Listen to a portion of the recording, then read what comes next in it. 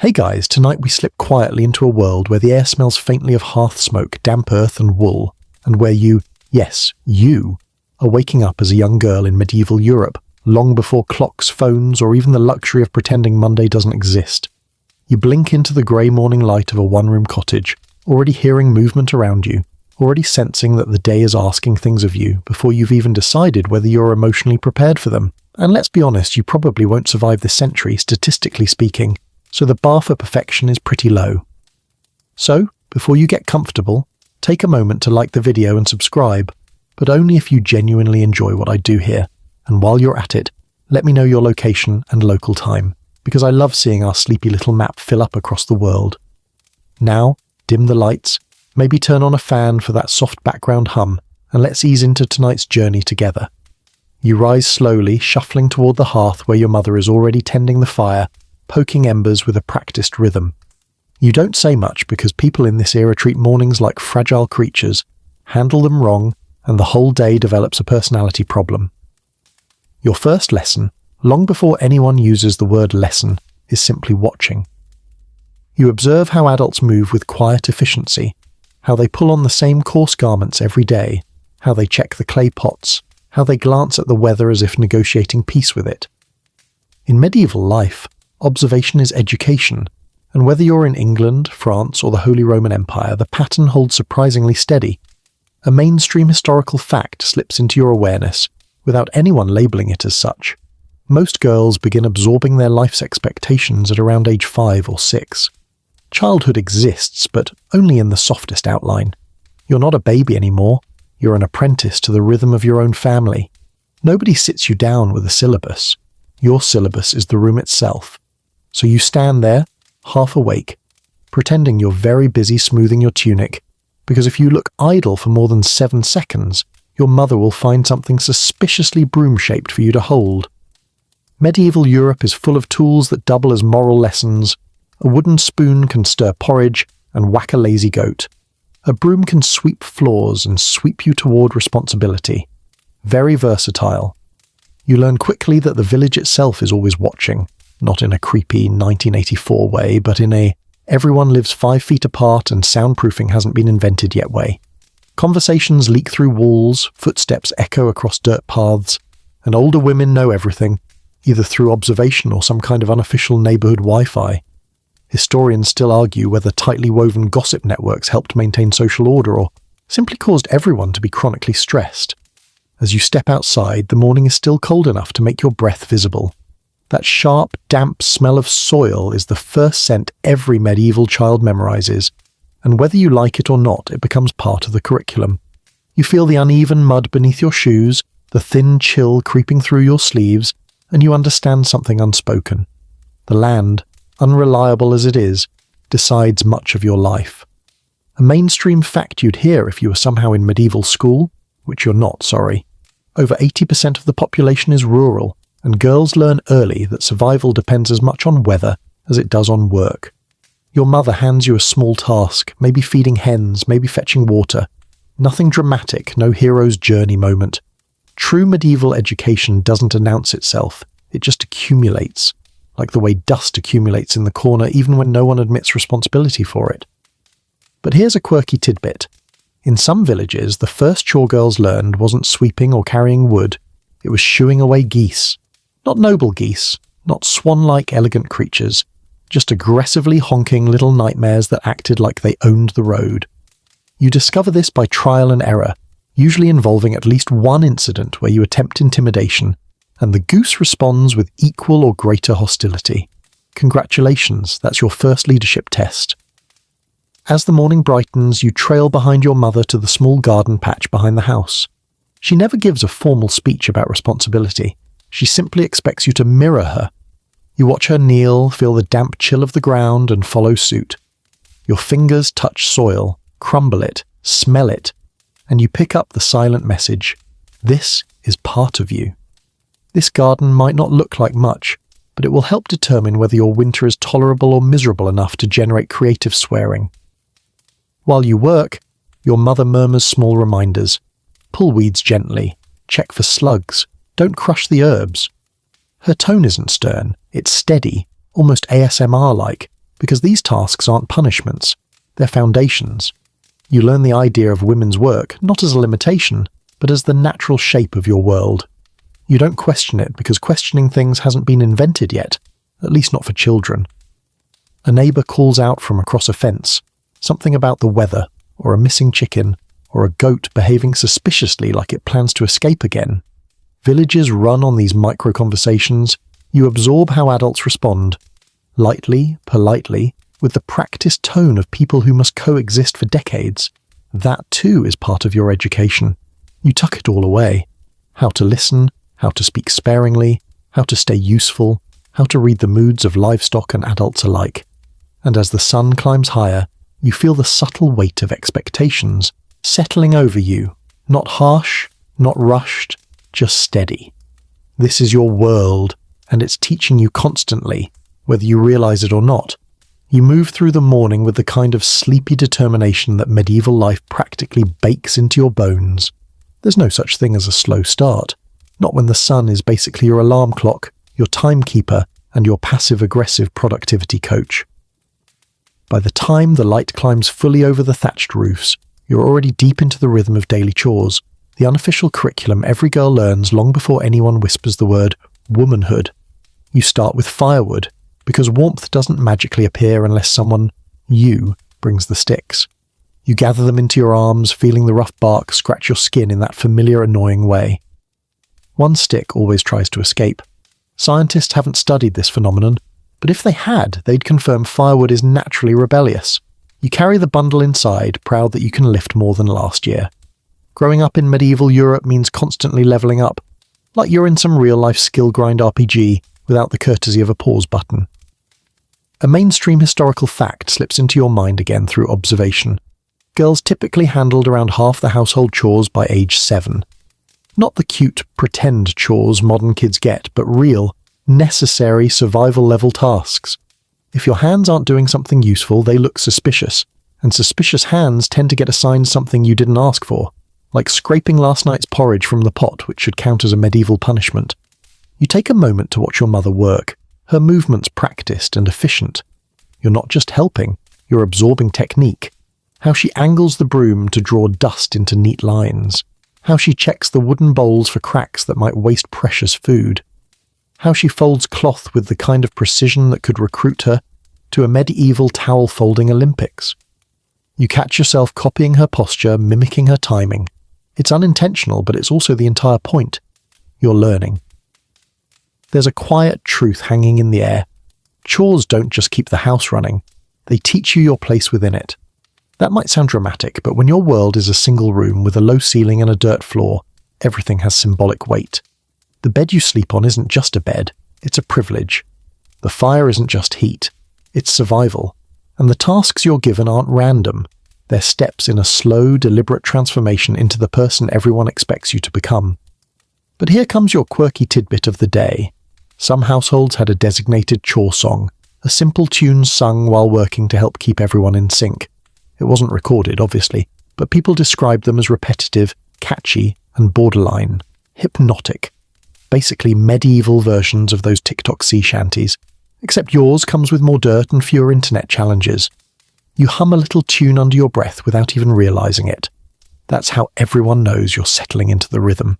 As the morning stretches on, you're handed a small wooden bucket and told to fetch water. Water fetching is the universal medieval quest. You step outside, trudging down the familiar dirt path toward the communal well. The sun is finally warming the air and you feel the world waking up with a kind of slow, creaky energy. Chickens wander around like they run the place. A neighbour's dog barks at a passing cart for reasons known only to the dog. You nod politely at the older woman already drawing water, because medieval social rules dictate that nodding is the preferred form of communication before noon. Historians still argue whether children enjoyed water fetching or secretly despised it. Some say it offered a moment of freedom, a chance to socialise and breathe fresh air. Others argue it was exhausting and dangerous, especially when wells froze in winter or when buckets were heavier than expected. You probably feel both things at once, proud of your little responsibility, but also deeply aware that spilling even a single drop on the way home will earn you a lecture about precious resources and carelessness and maybe a conspiratorial whisper about how water doesn't magically walk itself to the cottage. Once back inside, you help clean the bowls from breakfast. Medieval dishwashing is more like scraping and rinsing, and less like the relaxing sponge therapy modern people imagine. You wipe, scrub, rinse with cold water, and dry the bowls with cloth that's been cleaned so many times it's basically ancient fabric royalty. You know this cloth well. You've seen it every day of your life. Medieval Europe doesn't do fast fashion. Everything you own has already lived a full emotional arc. By midday, you're sweeping the floor. Dirt floor. Yes, sweeping a dirt floor. It feels pointless, but somehow the adults insist it makes a difference. They say it keeps the home tidy, but you suspect it's really just a way to keep children from wandering off and adopting wild hedgehogs as pets. Not that you've tried that. Recently. As you sweep, you hear voices outside. Neighbours calling to each other, cartwheels rumbling over the path, maybe even a travelling peddler bragging about the miracle properties of some questionable tonic. You're not allowed to linger by the door, but you still soak up the sounds. The village is alive, humming with its own network of daily chores. Every girl you know is doing something similar right now. Lifting, carrying, stirring, sweeping. There's an invisible thread tying all of you together, woven through shared tasks, shared expectations, shared futures. You pause for a moment, broom in hand, as your mother checks your work. She doesn't say much, just gives a small nod that tells you you're learning well. That nod feels better than any reward. In medieval life, approval is the currency of the household, and you just got paid. As the sun tilts slightly westward, you move to organising simple items, stacking firewood neatly, arranging baskets, folding stray cloths. You're not just tidying up, you're learning order, efficiency, and patience. Daily chores teach you that the world is repetitive but meaningful, that skill grows in tiny increments, and that small tasks eventually shape large futures. You finish the last task of the early day, wiping your hands on your tunic and feeling that quiet satisfaction of being useful. You don't know it yet, but these early routines are the foundation on which everything else will stand. Your confidence, your skills, your understanding of the world. And as you breathe out, letting your shoulders relax, you can feel something else too. You're growing. You drift from one task to the next with that soft, half-focused awareness that medieval life practically trains into you. Your hands already know what they're doing before your thoughts catch up, and that's exactly how the adults want it. By the time the sun reaches a comfortable height in the sky, you're ushered toward the heart of the household, the cooking area. Not a kitchen, because kitchen implies walls and comfort, but a hearth, a few wooden surfaces, and a collection of tools that have lived through more winters than half the village. You settle near the fire as your mother shows you the basics of preparing food. It's not glamorous. It's not elegant. There's no medieval celebrity chef encouraging you with a dramatic shout of approval. It's just you, a wooden spoon, and a pot whose scent says, "I've seen things." The pot is seasoned with smoke, herbs, and probably at least one soup from 6 months ago that refuses to leave. You stir carefully, not because the recipe demands nuance, but because the spoon is longer than your arm and has a personality of its own.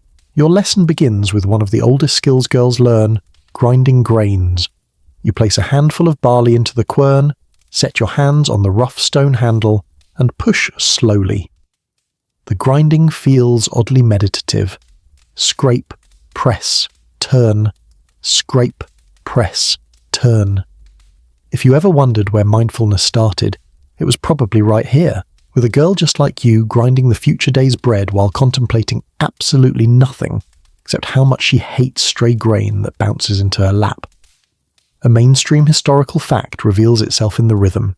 Medieval diets relied heavily on grain-based foods, porridge, bread, pottage. Because ovens were rare luxuries, most households boiled meals rather than baked them. The same pot that holds breakfast becomes the pot for midday stew and the pot for dinner. You don't complain, you just stir.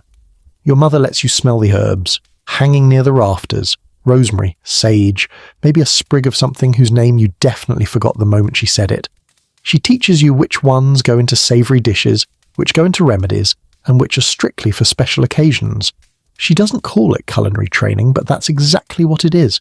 Occasionally you get to chop vegetables. Chop is a generous word. What you actually do is smash things repeatedly until they look chopped enough.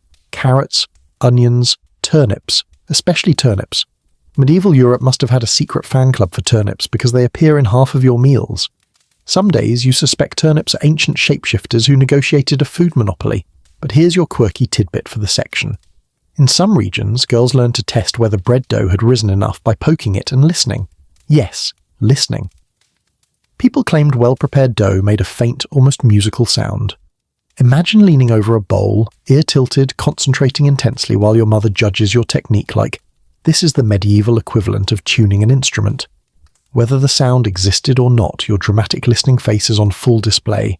You laugh under your breath as you think about it, but quickly return to your tasks.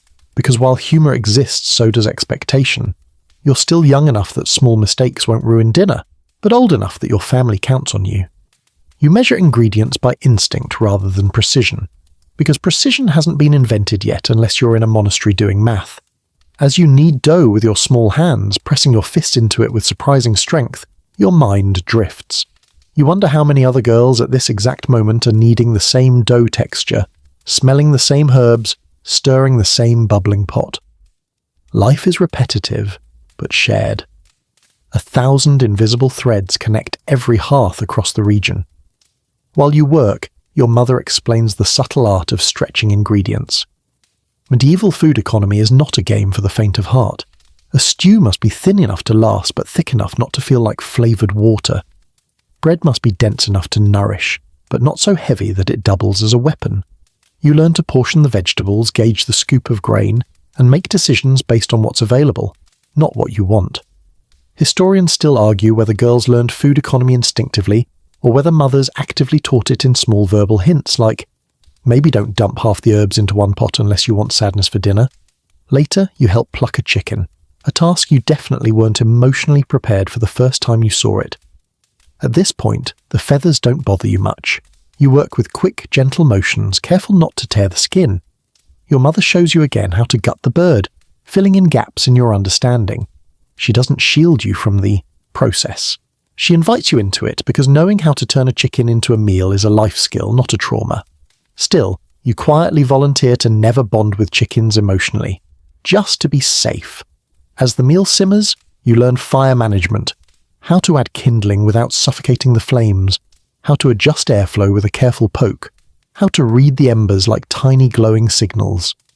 This might be the most important part of your cooking education. Fire is everything. Warmth, food, survival, and mild danger if you sneeze too close to it. The smell of the pot deepens, onions softening, herbs releasing their oils, barley thickening the broth. It smells good, comforting, like a hug you can eat. Your stomach growls in appreciation. Children outside shout at each other. A rooster crows for the 10th unnecessary time. Somewhere far off, a cartwheel squeaks a protest against the road. All of it blends into the soft, constant presence that is village life. Your mother hands you a wooden spoon again, this time trusting you to adjust the seasoning. She watches as you sprinkle in a pinch of salt. Carefully, and nods in approval. That nod again, warm, quiet, grounding. It feels like getting promoted. As the meal reaches perfection, you taste a spoonful. Warmth spreads through you immediately. You think, I made this. A little. Food preparation isn't just about cooking. It's your introduction to problem-solving, patience, sensory awareness, and responsibility. Everything you learn here, every stir, every pinch, every adjustment, becomes part of what everyone expects you to know as you get older. And as the first meal of the day finally comes together, you feel the weight of tradition settling comfortably on your shoulders. Not heavy, just familiar. You're not just learning to cook, you're learning to become.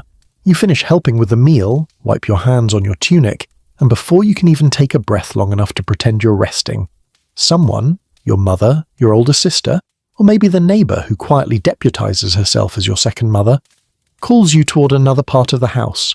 This time it's not about food or fire or water, it's about thread. Lots of thread. More thread than any one human being should reasonably interact with. You're about to begin your training in spinning and weaving. The tools are simple but intimidating in their own way. A drop spindle, a bit of carded wool, and a wooden distaff that looks like it's plotting to whack you when you're not looking. You sit near the hearth again, because warmth helps your fingers stay nimble, and nimble fingers matter. A dropped spindle is forgiven. A dropped spindle every 5 seconds gets you one of those silent medieval stares that somehow weighs more than a lecture. Your teacher, whoever has taken charge of your textile education today, starts by showing you how to tease out the wool, pulling it gently into puffy, cloud-like strands. The wool feels soft, warm, slightly oily, and a little bit like it's judging you. Sheep have opinions, and apparently their wool carries them. You watch carefully. You always watch carefully. Girls are expected to learn spinning early, sometimes as young as 6. A mainstream historical fact that rarely surprises anyone. Textiles were the backbone of medieval household economy, and women and girls produced most of it. You don't get applause for doing it well, you get expectation. The spindle spins, whirs, slows, and spins again. The movement looks graceful when adults do it, like they're coaxing thread out of thin air. When you try, it feels like you're wrestling a tiny wooden tornado. Your first attempt ends predictably. The spindle drops to the floor with a thud that sounds far louder than it should, as if the house itself is disappointed. You wince. Someone chuckles gently, not mockingly, just knowingly. Everyone drops the spindle at first. It's practically a rite of passage. If medieval children had yearbooks, most likely to drop the spindle would be a shared award. Your teacher places the wool in your hands again and shows you the secret. Tension. Not the emotional kind, although that's present too, but the physical tension between your fingers and the fibers. Too loose, and the thread breaks. Too tight, and nothing happens. You must find the middle ground, like balancing on a fence between 2 fields, except with more chance of unraveling something important. You try again. This time the spindle spins longer, steadier. It wobbles like it's unsure of your life choices, but keeps going. A thread begins to form, thin, imperfect, fragile, but there. Your teacher smiles. You feel 10 feet tall. Here's a quirky tidbit that drifts into the room with the woolly dust. Some girls learned spinning, songs, short rhymes sung to keep rhythm while the spindle turned. They weren't fancy songs, mostly about sheep, seasons, or reminders not to fall asleep mid-spin. Imagine humming a tune where the chorus is essentially, "Don't drop it, please don't drop it." Very motivational. As the hours stretch, you learn how to wind the spun thread, how to start again, how to keep your hand steady even when your mind drifts. You discover that spinning is both calming and frustrating, a quiet skill that demands patience, focus, and a willingness to accept that your first 15 tries will look like wool that's been chewed by a goat. Once you have a small spindle's worth of thread, uneven, lumpy, and absolutely beautiful, you move to the next stage, weaving. Not full loom weaving yet, not unless your family has a larger setup and thinks you're ready, but simpler forms. Tablet weaving, braid making, maybe even working with a small frame loom if your household is lucky enough to have one. You sit on a stool that's definitely older than both your parents, and your teacher hands you a simple wooden frame strung with warp threads. You feel a flutter of pride. This looks serious, important, grown up. You learn how to pass the weft thread over and under, creating a simple pattern. At first it's confusing. Your fingers forget which thread is which. You reverse things accidentally. You create knots where knots were never meant to exist. But little by little, the pattern emerges. A strip of fabric forms beneath your hands. Uneven, but undeniably fabric. Historians still argue whether young girls preferred spinning or weaving. Some say spinning was meditative and therefore favoured.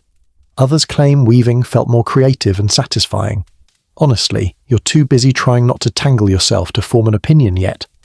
As you work, you start to understand that spinning and weaving are more than just tasks. They're a language, a way of communicating silence, patience, and creativity. A way of participating in something much bigger than the cottage walls around you. Every thread you make becomes part of a garment, a blanket, a bag, or a piece of cloth used at market. You are contributing to your family's comfort and survival, one twist of fibre at a time. Outside you hear the muffled sounds of children playing, someone chopping wood, a cart creaking past. But here, beside the hearth, the world feels slower, softer, dreamier. The spindle spins again, humming in its small circular way. The fire crackles. You smell the faint scent of lanolin on your hands. Earthy, animal, warm. Your teacher gives you another small task, joining two broken threads. This feels like the hardest thing you've ever done. You rub the fibers gently, coaxing them to merge. Eventually they do. The thread continues, uninterrupted. You can't help but smile. It's a tiny victory, but in medieval girlhood, tiny victories are everything. Textiles become one of your earliest proofs that you're capable, attentive, and growing into your role. And every hour you spend with the spindle, the wool, and the patient hands guiding you brings you closer to the quiet, steady woman everyone assumes you will one day become. You stretch your fingers after all that spinning and weaving, feeling the faint ache that signals you've done something real, something that counts in this world. But there's no pause button in medieval life. No moment where someone says, "Great job, go relax for an hour." Instead, you're gently nudged, or subtly herded, depending on your family's style, toward the next layer of your quiet education, the early seeds of household management. You don't manage anything yet, of course. You're still small, still learning, still figuring out which wooden spoon is for stirring and which is for swatting. Curious goats away from the doorway.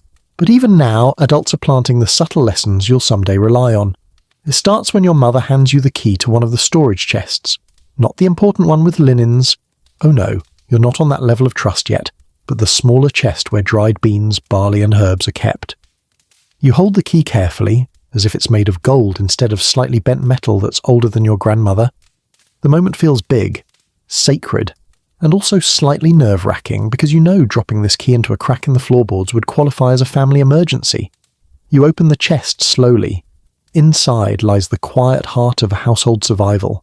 Carefully measured food stores, dried ingredients tied in bundles, small sacks of things you must never spill unless you want to spend the next hour hearing about scarcity, responsibility, and this is why we don't play pretend dragons near the chests.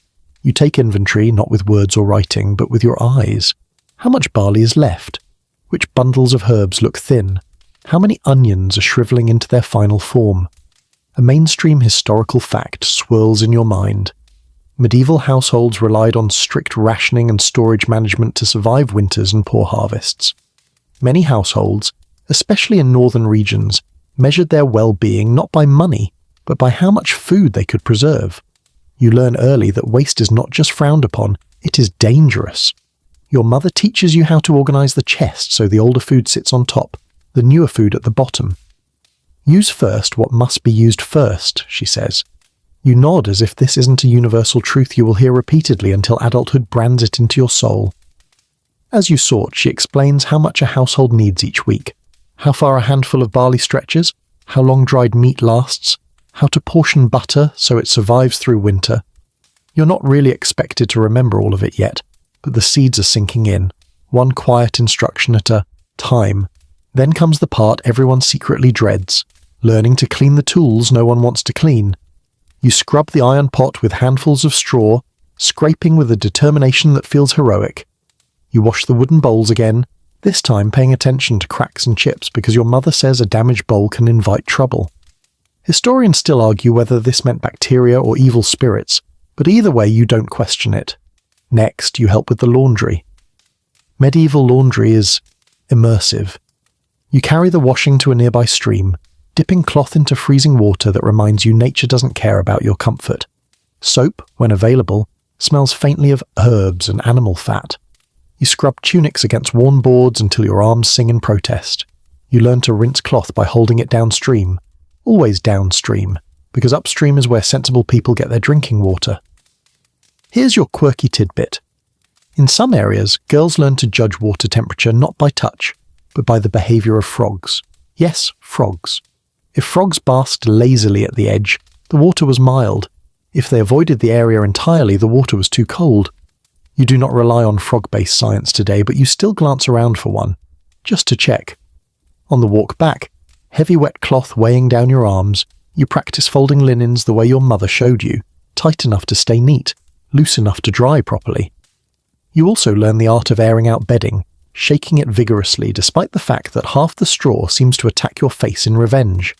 Inside the cottage you're shown how to sweep not just the floor but the corners, the doorframe, and the area around the hearth where ash likes to gather and pretend it belongs there.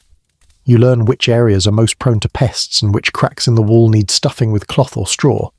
When your mother mentions pests, you nod solemnly. Everyone knows mice are tiny geniuses who treat households like amusement parks. You begin to notice patterns, the way your mother checks the windows, or oiled parchment depending on how cold it gets, the way she smooths the bedding in swift, practiced motions, the way she adjusts the storage lids and listens, literally listens, to the sound they make to ensure no moisture has crept into the wood. This is management disguised as habit, order disguised as instinct. You're brought into the secret, unspoken knowledge of running a household, when to mend something and when to leave it alone, how to scatter rushes on the floor so they hide dirt and keep the house smelling vaguely of herbs instead of family and livestock stew, how to place tools so no one loses time searching for them. Time is currency here, and you're learning how not to waste it. Your mother even gives you the tiniest lesson in firewood economy, adding logs slowly, in small increments, because a fire that burns too fast eats wood faster than a hungry dog eats. Scraps. She shows you how to bank the fire for later, how to pull ashes over embers to keep them alive, how to coax them back when needed. It's not just fire maintenance, it's a metaphor for everything you're learning: sustain, conserve, protect. All the while, she speaks softly about grown-up responsibilities, not in a grand speech, but in small comments sprinkled through the tasks. Things like when you run a home, you must always think ahead, or a tidy corner saves an untidy hour later. You store these sayings in your mind like precious objects, unsure you'll need them soon, but certain you'll need them someday. As the afternoon light softens, you feel the shift inside you. You've gone from helper to apprentice, from doing chores to understanding why they matter, from watching your mother manage everything to sensing that you'll one day share that weight. You tie shut the chest with the small key still warm in your hand. A quiet pride settles over you, gentle, steady, not boastful. Household management isn't a single skill, it's 100 small skills braided together, and today you've learned the first strands. You barely have time to savour the feeling of competence from managing the household chest before the day shifts again, nudging you toward a different kind of lesson, one that doesn't live in pots or fibres or floor rushes.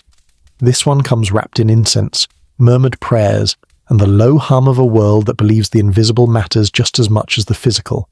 Because now you're stepping into religious instruction. Not the formal kind, not yet. You're not marching into a grand cathedral with sunlight streaming through jewel-toned glass. No, your lessons begin the medieval way, through rhythm, repetition, and proximity. Through the church bell that rings with no respect for your personal schedule.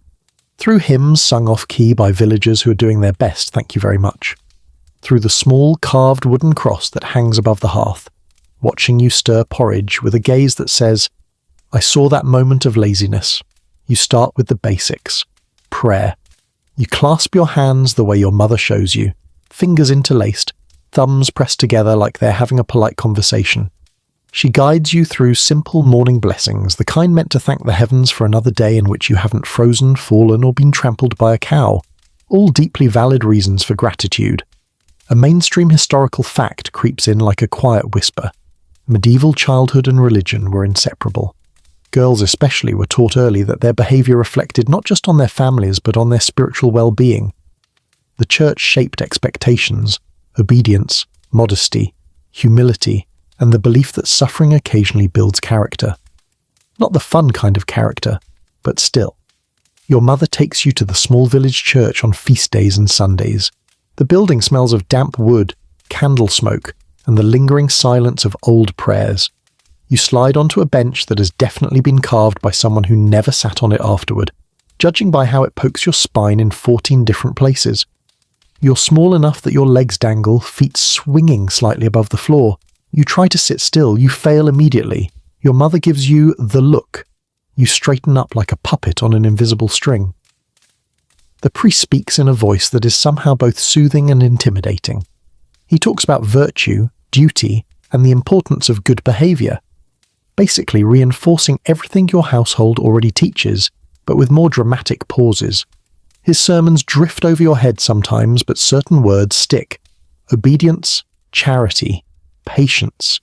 You memorize them the way you memorize chores, without meaning to, but with long-term consequences. Then there's the imagery. Medieval Christianity loves imagery. Angels with stern faces, demons carved under pews so children behave, saintly women holding lilies like they're auditioning for a spiritual reality show. You absorb these symbols, maybe without understanding all of them, but you know they matter. They shape your sense of right and wrong, of who you might become, of what's expected from a good girl. Here comes your quirky tidbit. In some regions, girls learned short rhyming prayers not just for protection, but as memory tricks for tasks. One prayer helped remember the order of festival days, another served as a charm against losing sheep. One even helped children locate lost household objects. St. Anthony St. Clair, help me find the spoon that's not there. Half prayer, half early detective training. Between prayers, your mother whispers explanations about saints, stories of brave women, miraculous healings, and morally questionable dragons. You listen wide-eyed, especially when saints overcome impossible odds. Those tales linger in your mind, even if your version ends with, "and then she took a nap because being virtuous sounds exhausting." Back home, religious instruction blends seamlessly with daily life. Your mother teaches you to cross yourself before bed, before storms, before long journeys, and before attempting any task that might end badly, like milking a goat with attitude issues. The sign of the cross becomes muscle memory, a spiritual seatbelt you fasten without thinking. You also learn that some behaviors are frowned upon, not because they're dangerous, but because they're spiritually questionable. Singing too loudly in the house, prideful, eating before others are served, selfish, splashing in puddles, tempting fate, and making laundry harder. Your mother phrases it gently, but the message lands. Good girls show restraint.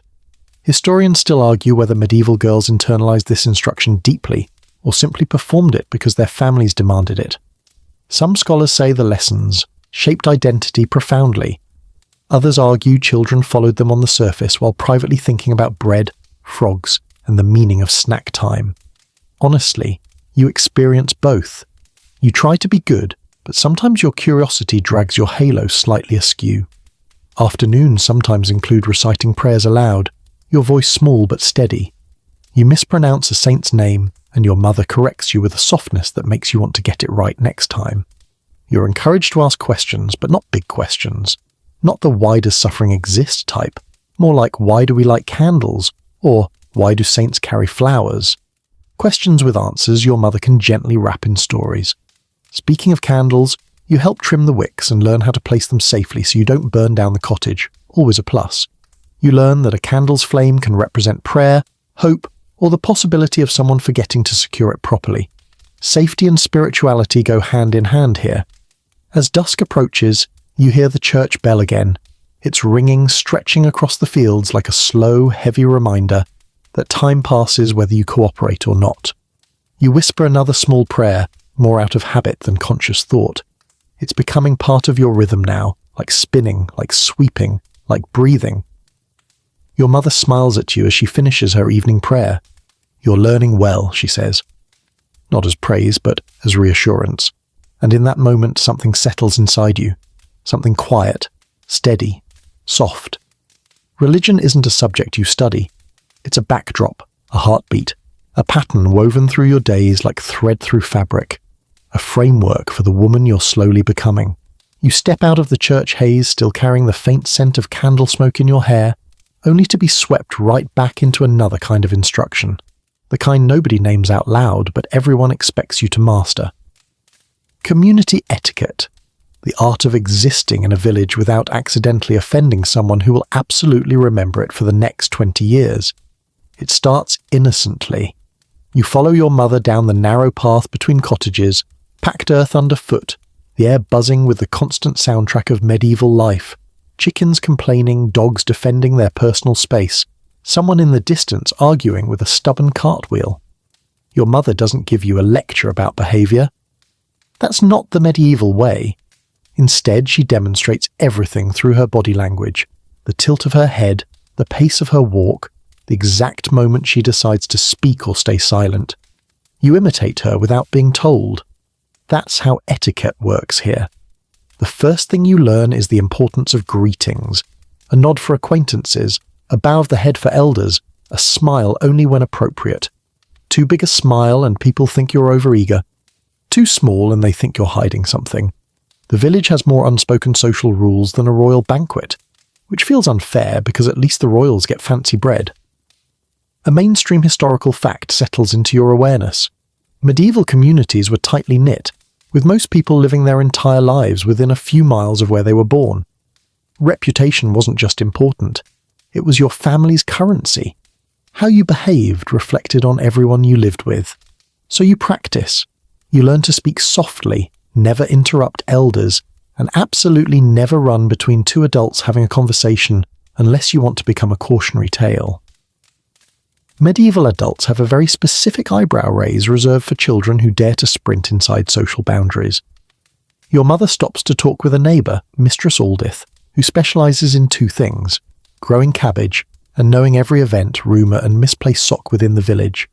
You stand slightly behind your mother, hands folded neatly, eyes cast down but not too down, hands visible, posture modest, expression attentive. You're performing etiquette like it's a full-body exercise. You listen as the women talk about weather, goats escaping, again, a rumour about a travelling merchant, and whether the new priest's sermons are too long or just long enough to keep people awake out of guilt. You're not invited to speak, but you're expected to hear. Children in medieval Europe learn community dynamics by osmosis, absorbing gestures, tone, and hierarchy the way a sponge absorbs water. Here comes your quirky tidbit. Some villages had unofficial greeting zones, specific spots like wells or market corners where people were expected to exchange pleasantries, even if they'd already spoken that morning. It was considered rude to pass someone at these locations without acknowledging them. Imagine forced friendliness checkpoints.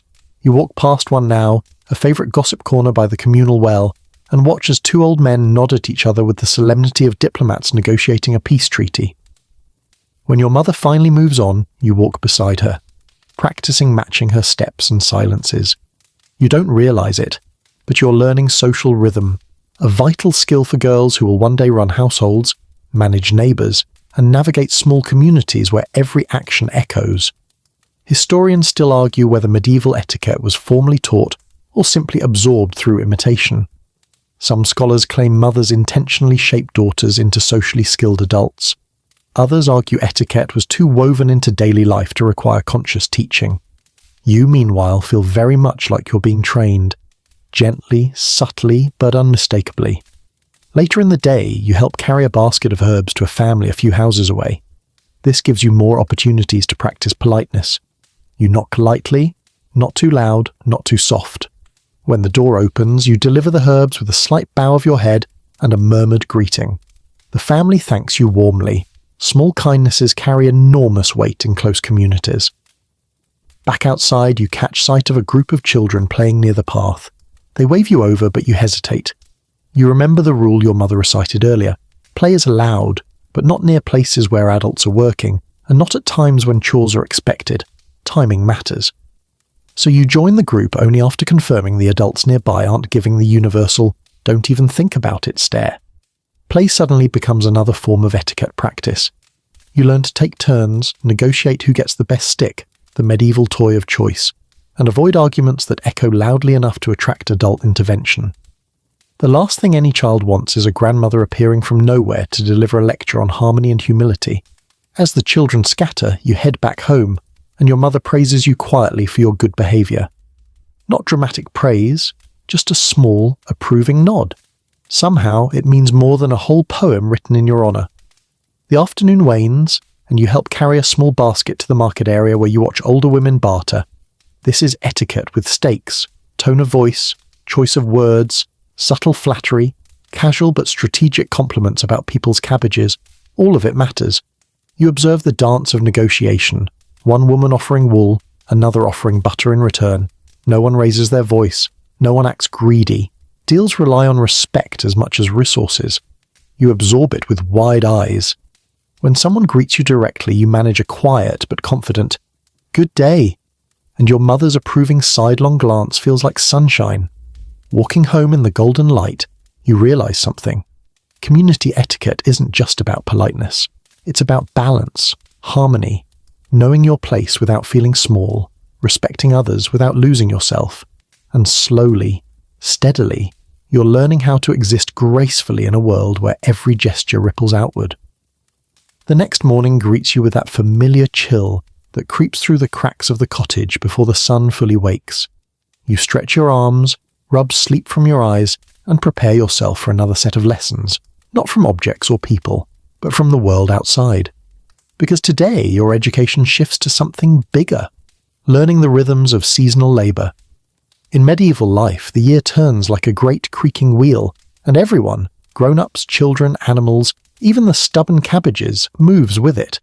And you, small as you are, must learn to move with it too. You step outside into the early morning damp, where the air smells faintly of earth and sheep and a little bit of someone lit a fire too early again. The ground squishes under your shoes, heavy with dew, and you hear birds chattering like they're gossiping about yesterday's goat incident. Your mother calls you to the small garden plot behind the cottage. It's planting season, spring, and you're about to learn one of the most essential patterns of your future life. You kneel beside her in the soft soil as she shows you how to poke holes, drop seeds, and pat the earth gently. Not too deep, not too shallow. Seeds are picky, delicate little beings that refuse to grow properly unless you treat them with the correct combination of hope and respect. A mainstream historical fact drifts through your thoughts. Medieval agricultural cycles governed everything. Calendars were less about dates and more about tasks. Planting, weeding, harvesting, preserving. Even feast days often aligned with seasonal changes. Girls grew up in this system, memorizing the rhythm long before they could read. You help plant onions and leeks, your small fingers leaving faint imprints in the soil. Your mother's voice is soft as she explains that what you plant now feeds the household months from now.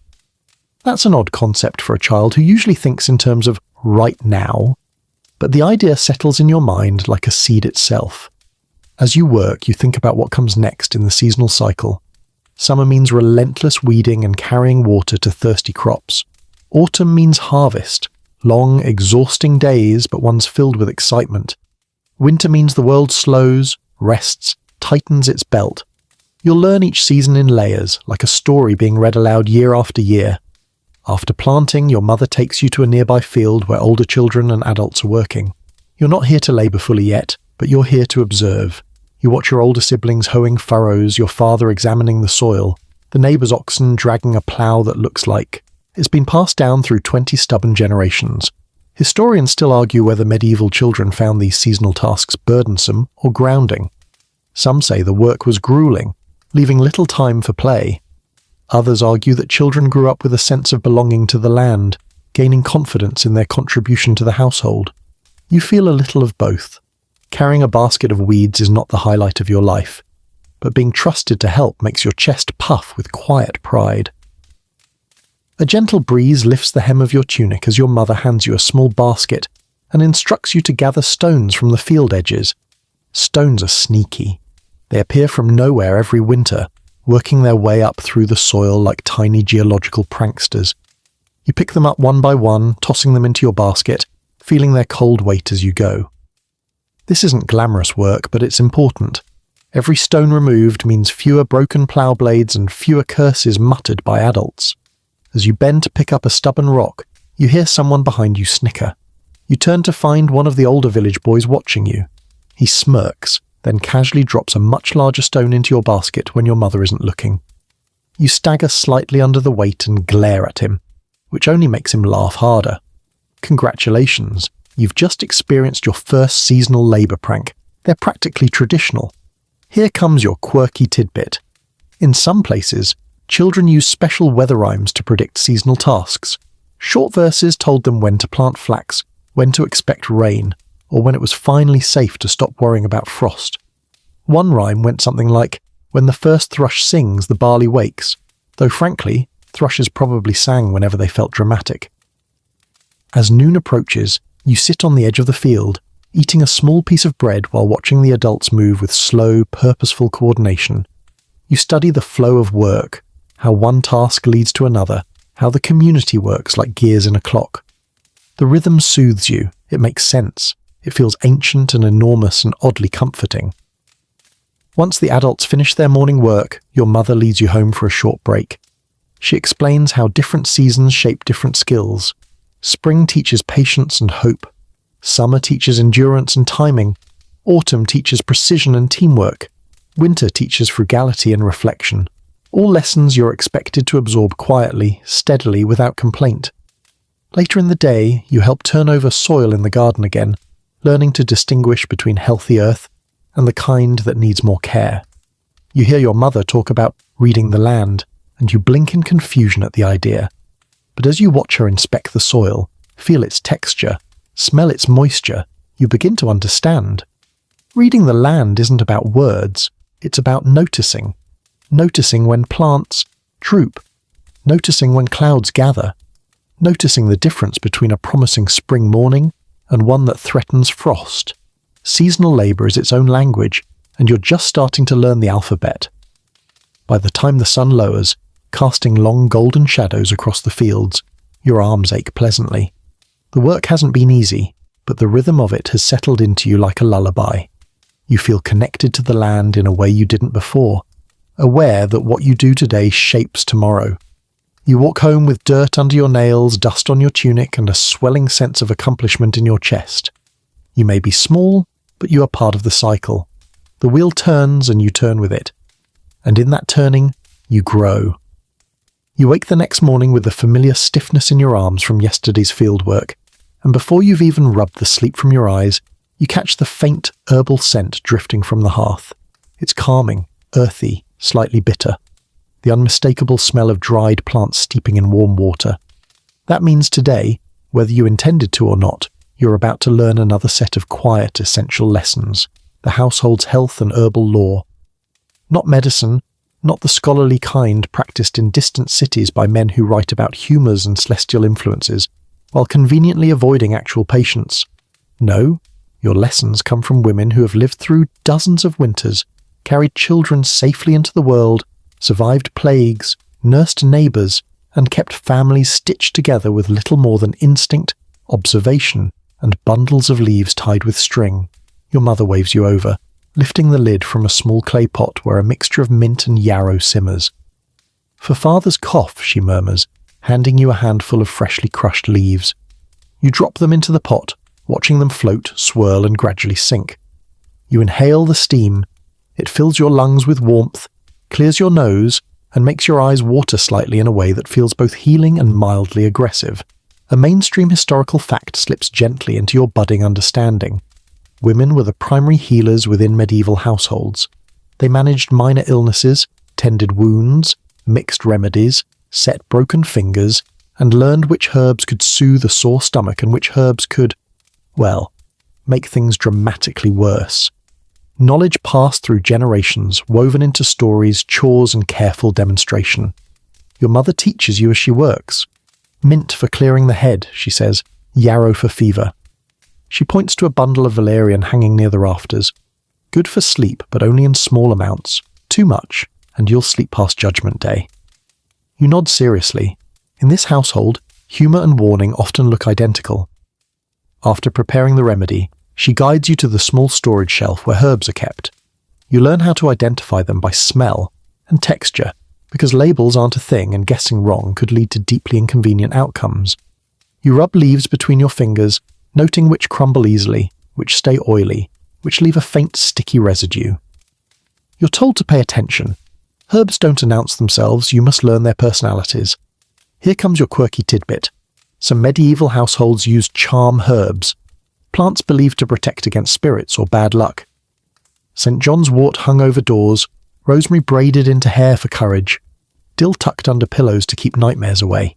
Whether they worked or not, you can't say, but the rituals are comforting in a cosy, slightly superstitious way. Your mother hands you a sprig of rosemary and says, "Smell this." You do. It's sharp, fresh, almost pine-like. "Remember it," she says. "If you ever feel faint, rosemary wakes you up." You tuck that knowledge carefully into your mental pouch of important things.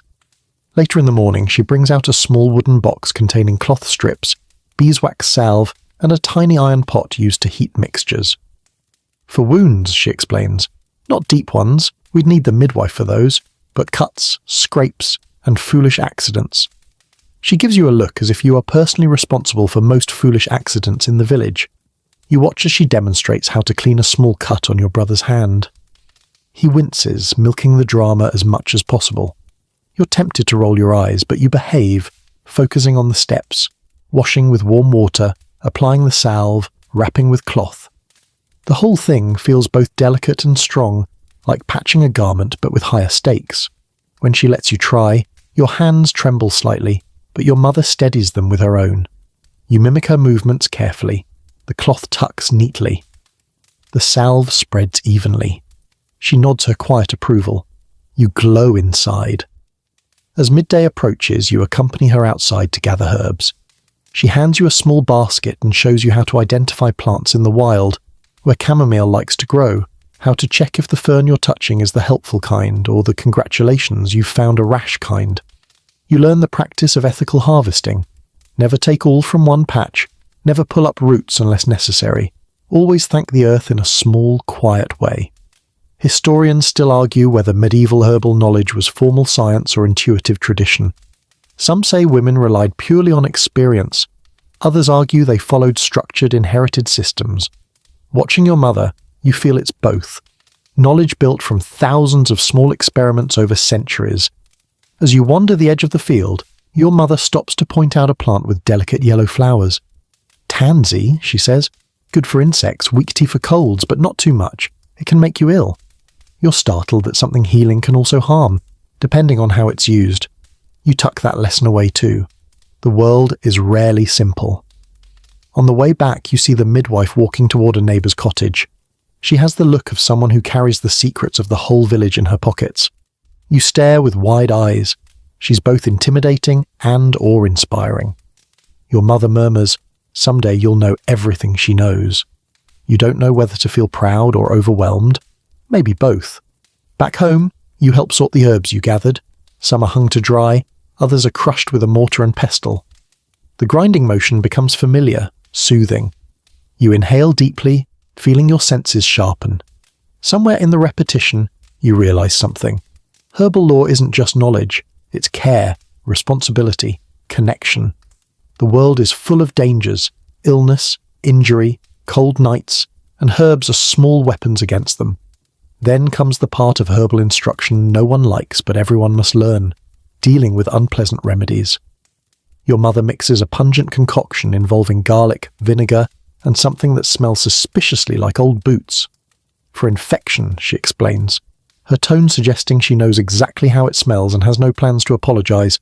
You make a face, she laughs. When you're older, you won't mind. You're not convinced. Finally, as the sun lowers, she teaches you something simpler. How to steep a gentle tea for relaxation. Chamomile, mint, maybe a little honey if the household isn't rationing it. The tea warms your hands, your throat, your stomach. It settles you. Through the window, you see the last light stretching across the fields. Today you didn't just gather herbs, you gathered wisdom, small, fragrant, practical pieces of survival. And as you drink the final sip, breathing the soft steam, you feel something settle inside you. A sense of being part of an ancient chain of caretakers, healers, watchers of the earth. Quiet knowledge, quiet power, growing in your hands. The morning begins with a hush so still you can almost hear the dew settling on the grass outside. You wake slowly, stretching beneath the wool blanket, unaware at first of the shift in the air. The faint sense that today's lessons won't come from tools or fields or herbs, but from something far subtler, something whispered, something woven into the corners of conversations adults think you don't hear.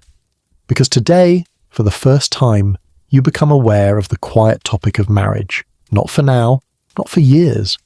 You're still young, still learning how to grind grain without flinging flour into the fire.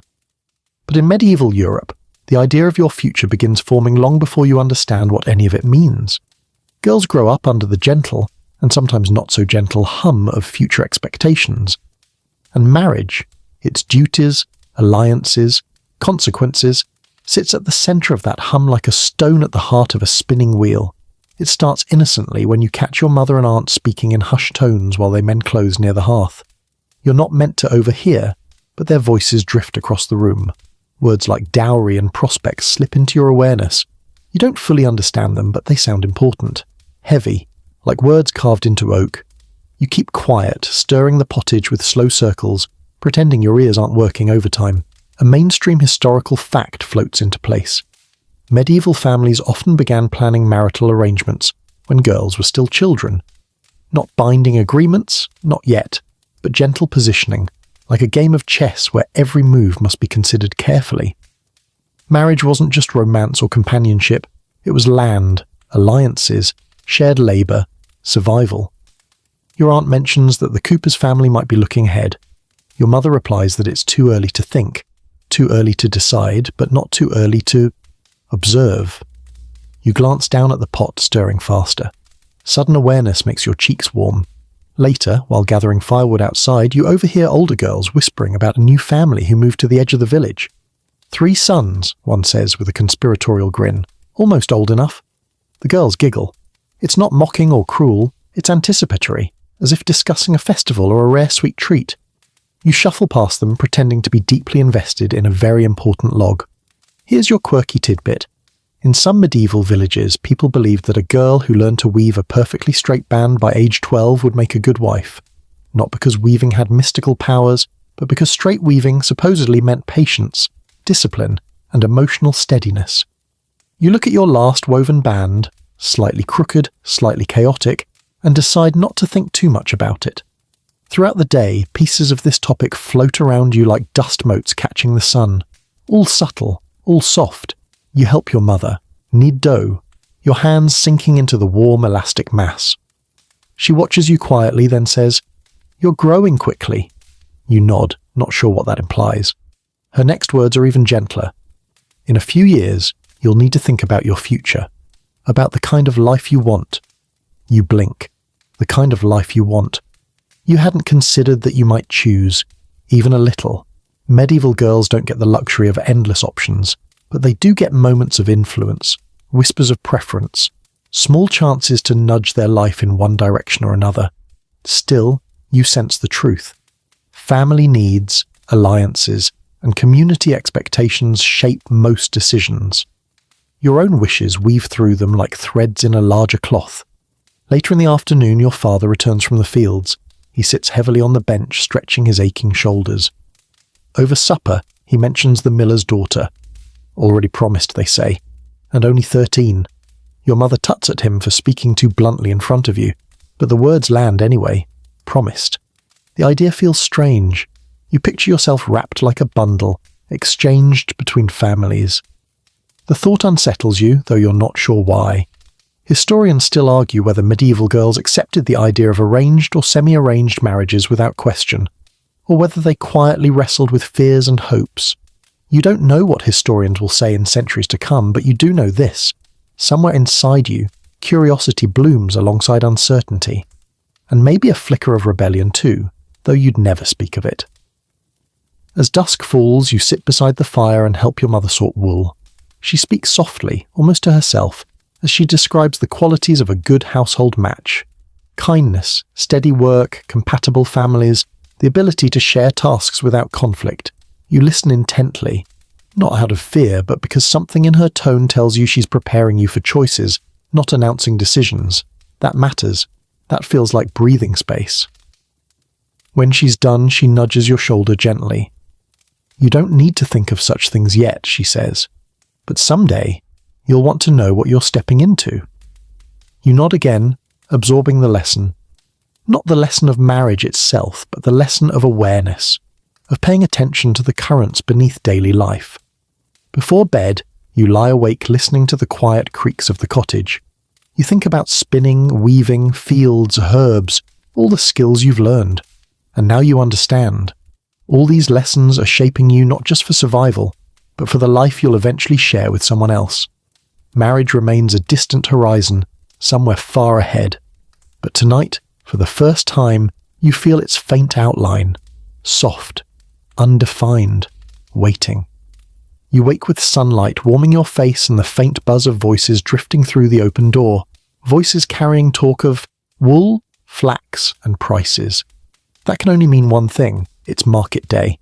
And today, without anyone announcing it formally, you're going to learn the skills girls absorb from simply being present in the swirl of trade, craft, and quiet negotiation that keeps the village alive. You rush through your morning chores, scrubbing a bowl here, shaking out a cloth there, because you don't want to be left behind. Market days aren't just events. They're lessons wrapped in noise, smells, gossip, and the hum of community life. Your mother hands you a small woven basket filled with the family's contributions. A skein of yarn you helped spin, slightly uneven, slightly lumpy, but still useful. A few bundles of dried herbs, and a strip of carefully woven trim. Nothing extravagant, just the everyday goods villagers barter with. You walk beside her along the dirt path leading toward the cluster of stalls and carts. The market smells like bread, sweat, hay, and the distant promise of something fried if you're very lucky. Children dart around like enthusiastic chickens. Adults gather in slow-moving clumps, examining goods with the seriousness of judges at a medieval craft competition. This is where you learn your first lesson of the day. Even girls contribute economically.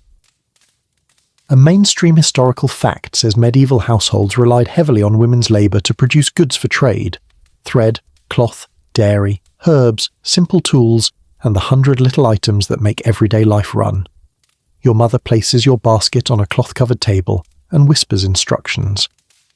Watch how people look at the goods. Listen to what they ask. Learn what matters. So you do. You watch Mistress Aldith's hands hover over your yarn. She pinches it between her fingers, squinting slightly to test thickness and twist. She sniffs it. Everyone does this, and no one questions it. She comments quietly on its unevenness, but praises the colour. Your mother smiles politely, making no excuses. Every piece of work stands on its own. Meanwhile, you slide closer to a stall where an older woman sells ribbons and lace. You watch her measure lengths with a cord knotted in increments, snipping fabric with small metal shears that seem both magical and mildly dangerous. She looks up, notices your curiosity, and lets you run your fingers along a piece of linen braid.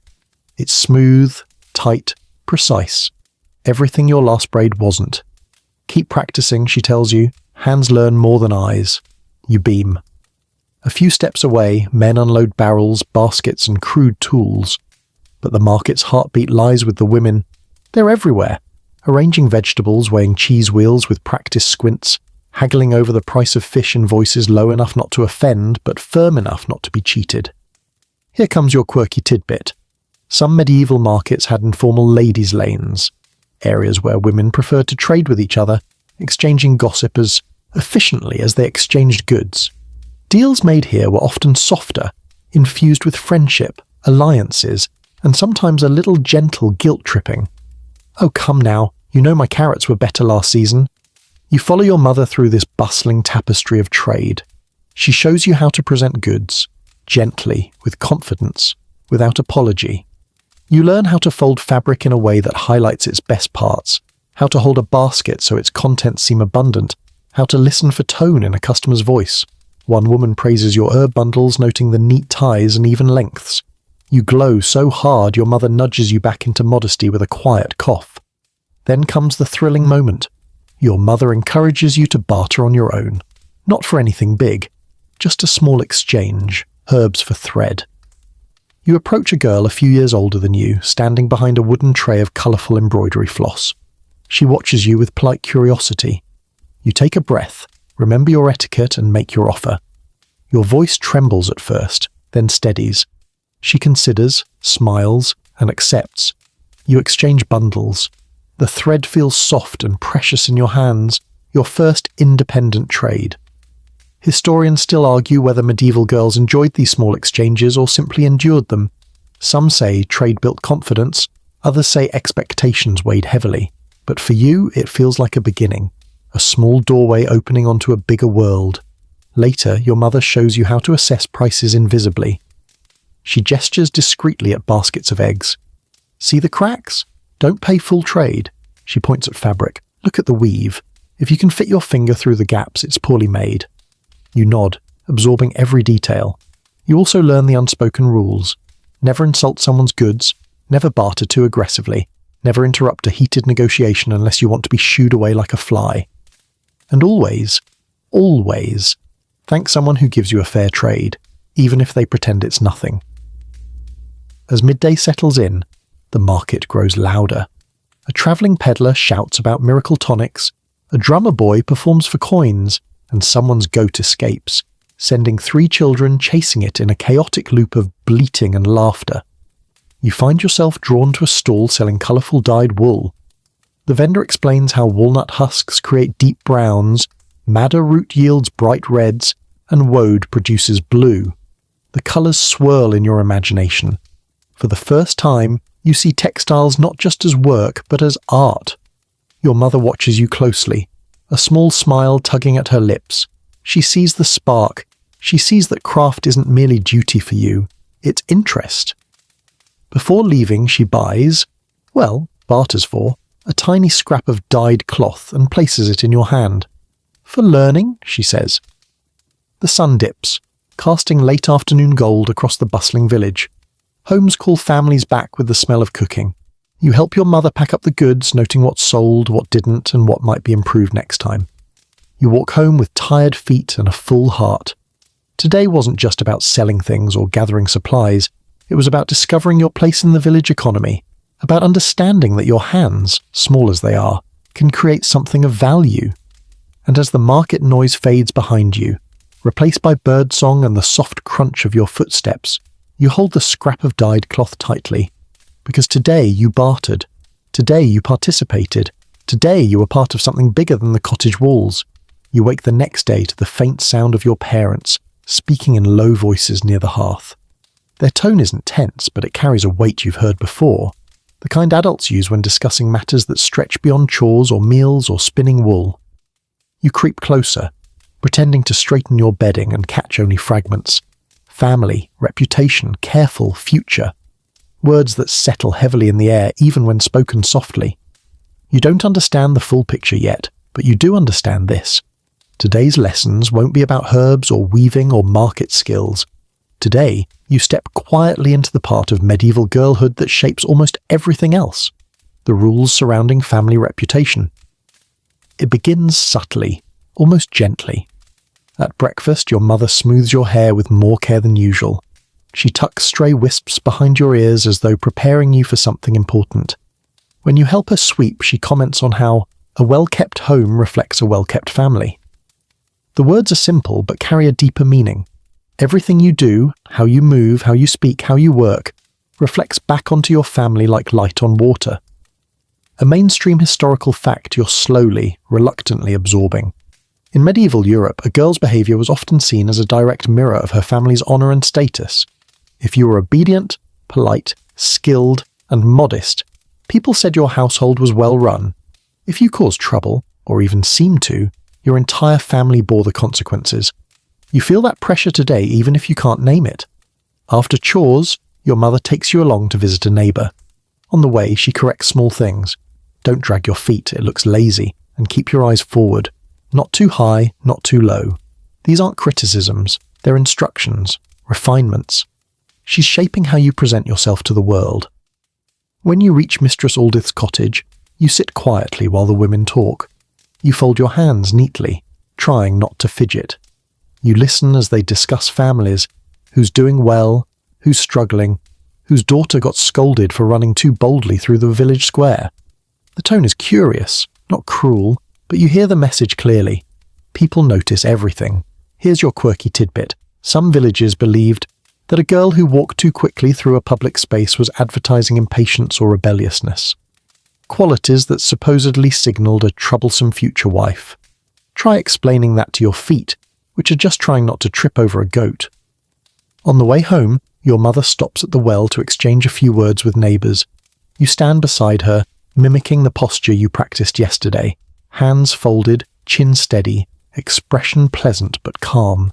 You're learning how to be visible without attracting attention, present without being disruptive. It feels like learning to walk on a tightrope made of expectations.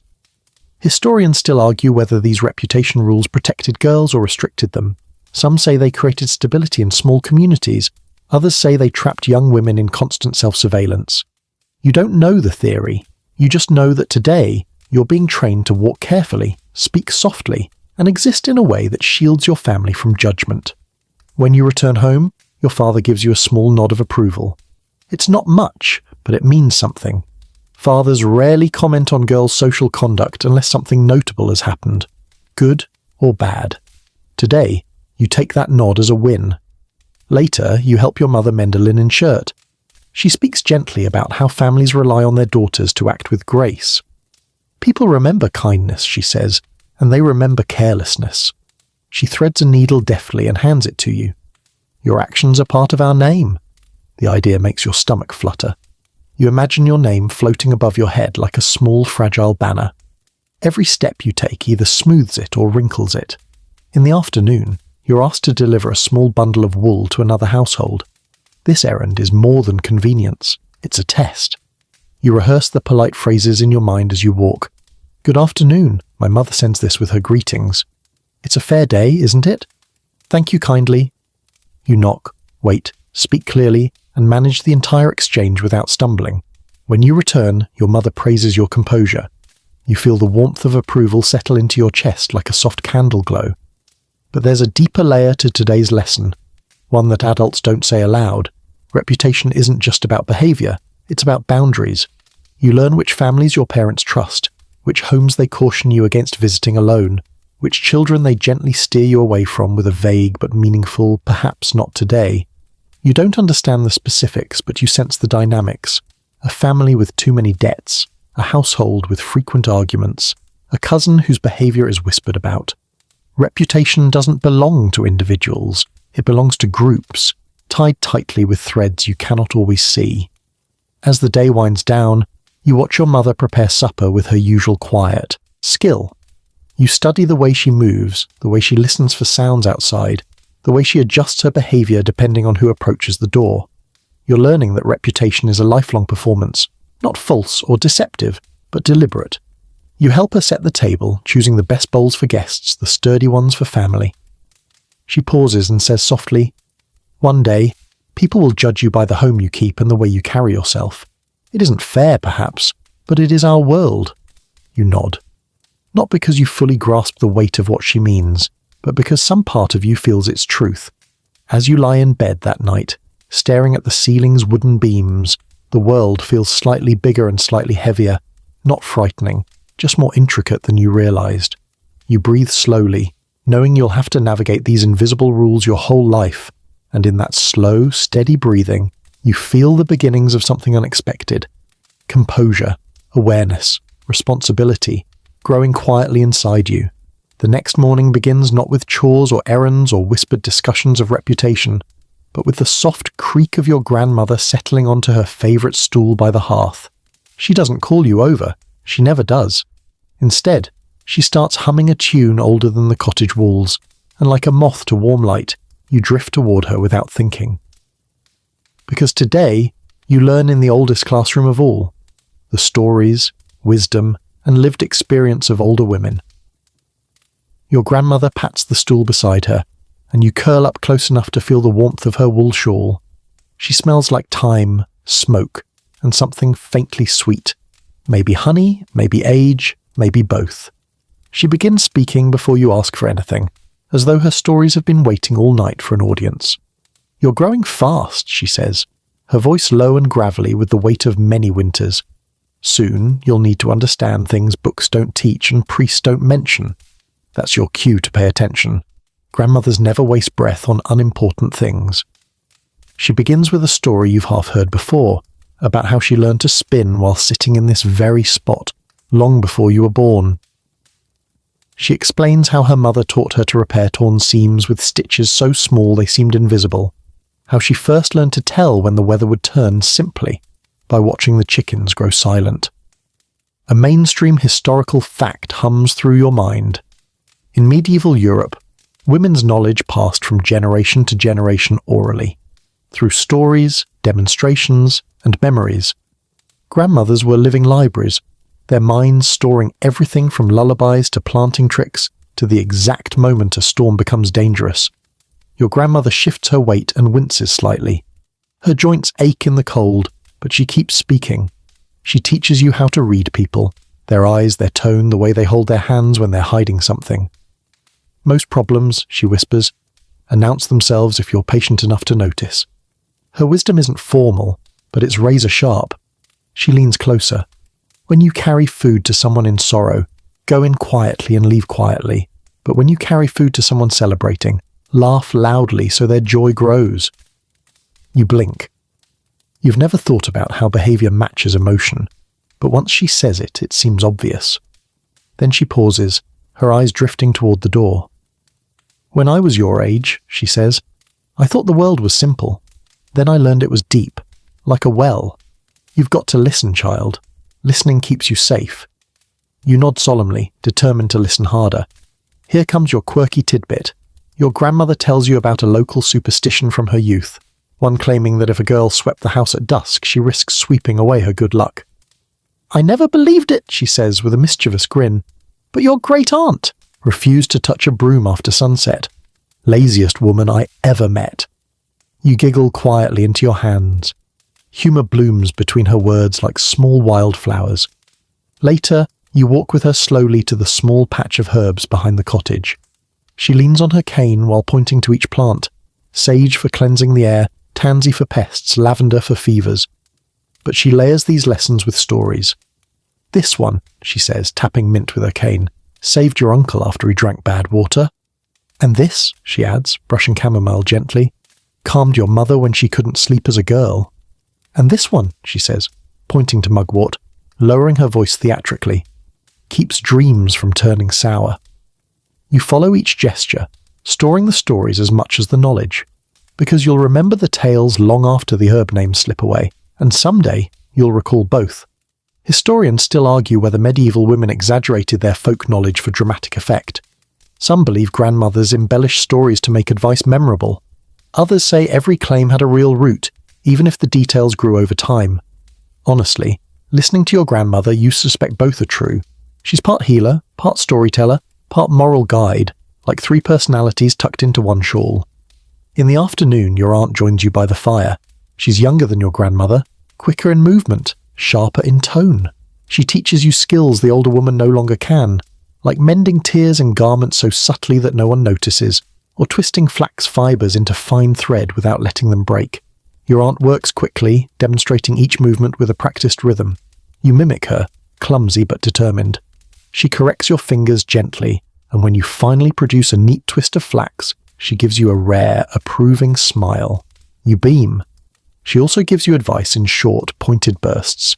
Never waste cloth. Someone worked hard to make it. Always check the bottom of a basket before carrying it.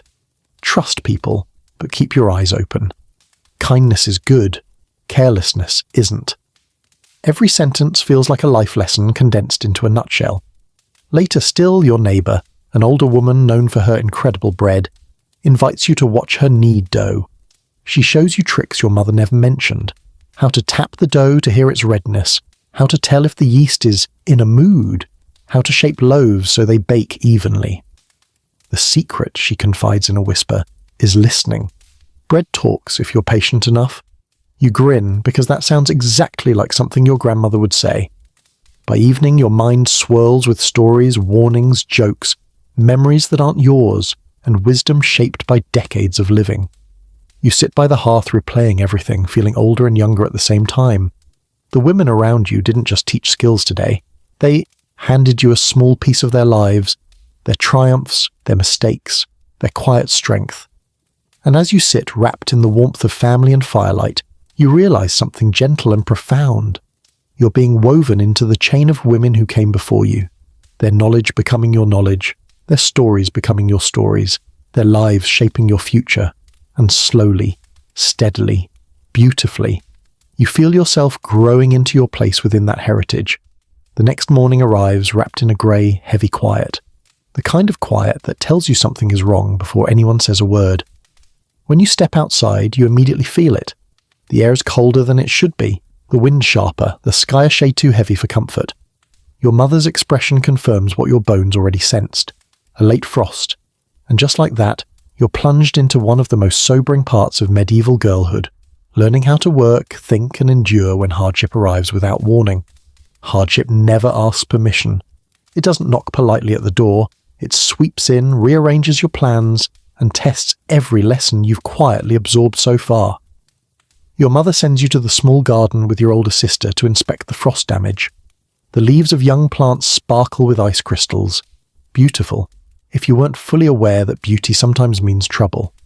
You crouch beside a row of onions, gently touching the wilted tips. They feel soft, limp, wrong. Your sister sighs through her teeth. We'll need to cover the rest before tonight. You nod, sensing the urgency even before she explains. A mainstream historical fact stirs. Medieval families lived on the edge of scarcity.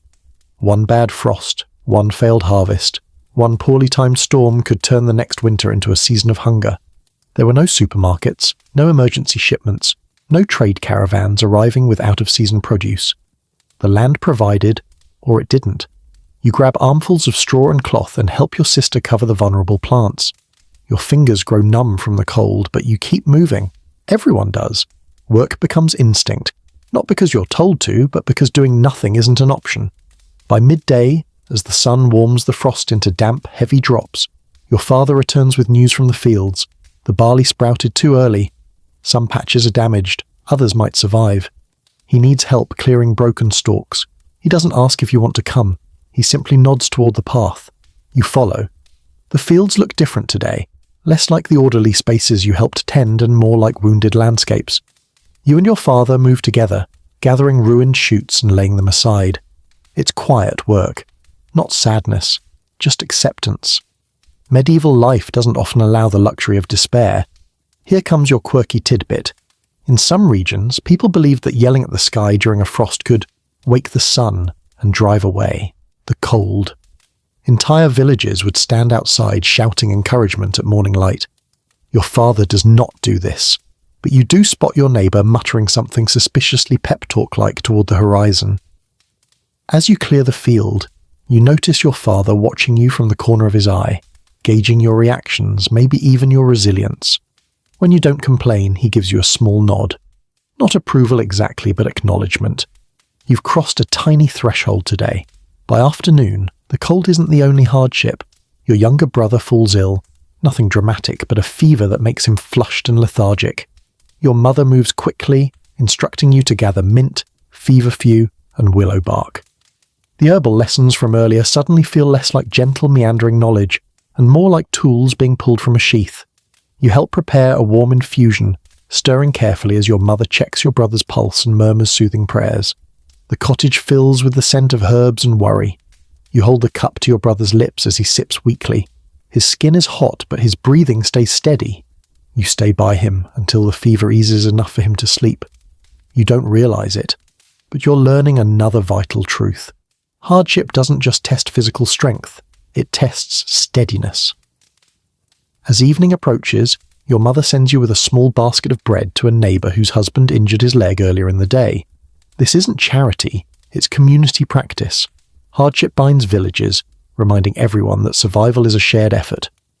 You walk through the chill dusk with the basket tucked against your chest. When the neighbour opens the door, she's tired, grateful, overwhelmed. You offer the bread with a soft smile, repeating the phrase your grandmother taught you, for strength and for better days. The neighbour touches your cheek in thanks. You feel that touch like a tiny star settling inside your chest. On your way home, the world feels different, not bleaker, just realer. You understand now, in a way only lived experience can teach, that bad harvests, illness, and sudden shifts in weather are not just stories adults warn about. They're part of life, and they require skills you didn't know you were learning until you needed them. Historians still argue whether medieval children grew up too fast. Some claim hardship forged resilience early. Others argue it robbed children of carefree years. You feel the truth sitting somewhere in between. You're still a child, still capable of laughing and playing, but now you also carry a new awareness, a quiet readiness. When you return home, you find your mother sitting by the fire, her hands resting for the first time all day. She looks up, studying you, seeing the change. She pats the stool beside her, and you sit, leaning against her shoulder. "You did well today," she says softly. You nod, unsure how to respond. "Hard years, come," she continues, "but we endure them together." Her words settle into you like warmth, easing the tension in your chest. As the fire crackles, the cottage glows in gold light. Your brother sleeps peacefully, and your father's steady voice murmurs with your sisters from the other room. you realize something profound. You're learning how to endure, how to contribute, how to be strong without losing gentleness, how to stay steady when life tilts unexpectedly. Hardship hasn't hardened you, it has shaped you. And tonight, beneath the soft flickering shadows, you feel older, wiser, and more rooted in your world than ever before. You wake the next morning to a very different sound than yesterday's tense silence. Instead of hushed voices or the sharp hiss of frost, you hear laughter drifting from the village path. Light, buoyant, unmistakably festive. When you peek outside, you see neighbours carrying baskets, tables being dragged into place, and bright cloths draped over wooden beams to dry in the warming sun. A feast day is coming, and today you learn another essential layer of medieval girlhood: how festivals, feast days, and community celebrations become classrooms of their own. You step into the morning air and everything feels different. Lighter, warmer, buzzing with anticipation. Festivals are rare enough that excitement feels almost fizzy, like someone added joy to the air the way your mother adds herbs to stew. For families who toil endlessly, feast days are small miracles, breaks in the wheel of work. And for girls, they're opportunities to learn customs, rituals, songs, dances, and, most importantly, how to carry yourself in front of the entire village. Your mother hands you a small cloth pouch of dried rosemary. For blessing the threshold, she says, bring some inside. You scatter the brittle leaves carefully, feeling important. It smells sharp and comforting, like celebration wrapped in history. A mainstream historical fact hums in your mind. Medieval feast days, religious or seasonal, structured the entire social calendar. They offered rest, reverence, communal meals, and chances for young people to observe the wider social web they would later inhabit. Girls learned not only songs and dances but also public behaviour, how to greet elders, how to join group rituals, how to help without being asked. You follow your mother as she prepares small contributions for the communal table: a loaf of coarse bread, a bowl of pottage seasoned more generously than usual, and a small wedge of cheese, a treat since cheese rarely survives long enough to share. As you mix spices into the pottage, your grandmother gives you a knowing smile. "Dance lightly today," she murmurs. "It's good luck for the next season." You aren't sure if she means physically or metaphorically, but either way, you nod obediently. Outside, the village transforms before your eyes. Colour appears everywhere. Ribbons tied to doorposts, flowers scattered across tables, garlands draped around beams. Children chase one another with wild enthusiasm, already sticky with early sweets. Someone plays a small pipe, practicing a tune you half recognise. Here comes your quirky tidbit. In some regions, girls learned festival dances by standing on their mother's feet, letting adult steps guide their small bodies in gentle patterns. A practical dance school, medieval style. A neighbour demonstrates this to her toddler now, spinning slowly while the child shrieks with delight. You help set up benches near the village green, carrying one end while your older sister handles the other. It wobbles comically, and you nearly drop it when a goose honks angrily behind you. You don't scream, you merely make a dramatic face, which your sister finds hilarious. Medieval feast days come with an unwritten rule: beware of festival geese. They think they own everything. Soon, villagers begin gathering. You spot families arriving with baskets of food, jugs of ale, small slabs of roasted meat, bowls of peas mashed with herbs, and, if you're lucky, a rare precious pie. The air fills with the smell of cooking fires, roasted onions, warm bread, sweet spices, and the faint floral scent of crushed grass under so many feet. The priest blesses the festival, calling for gratitude, moderation, and kindness.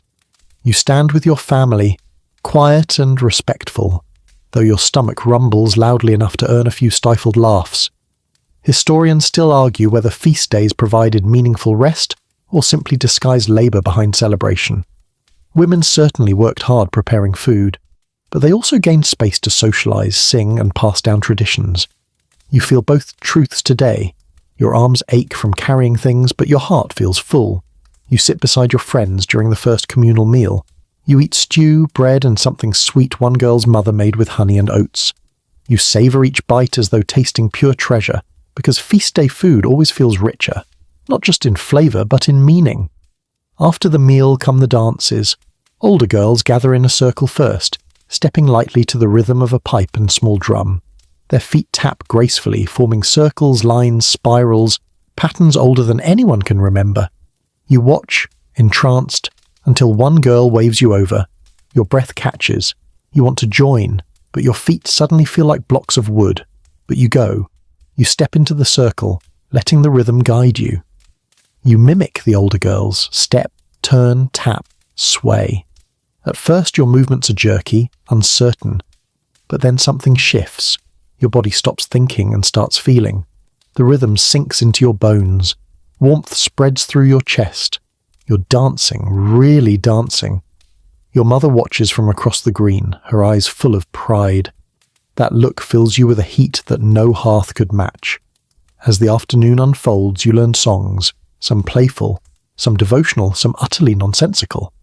You join in call and response verses, clap along with rhythms and laugh until your sides ache when a boy trips over his own enthusiasm and lands in a pile of crushed flowers. You help the older women serve food and refill cups. You watch how they move, graceful, confident, unhurried. You see how they greet each person appropriately, how they turn hospitality into an art form. Their interactions are as practiced as spinning thread or tending herbs. You try to imitate their posture and tone, especially when handing bread or offering small cloths for wiping hands. You learn that hospitality is a skill, a performance, a kindness, and a responsibility. Toward evening, the music softens. Villagers gather around a small fire as the sky deepens into blue. People share stories, funny ones, sad ones, ones full of wonder. A woman recounts how her grandmother saw strange lights over the moors one winter. Your grandmother responds with a tale about a fox who stole shoes. Everyone laughs. You absorb every story. As the celebration winds down, the fire crackling low, you feel something warm and gentle settle inside you. Belonging. This is your community, your home, your shared rhythm. Feast days teach you not just customs and dances, but connection. How to move with others.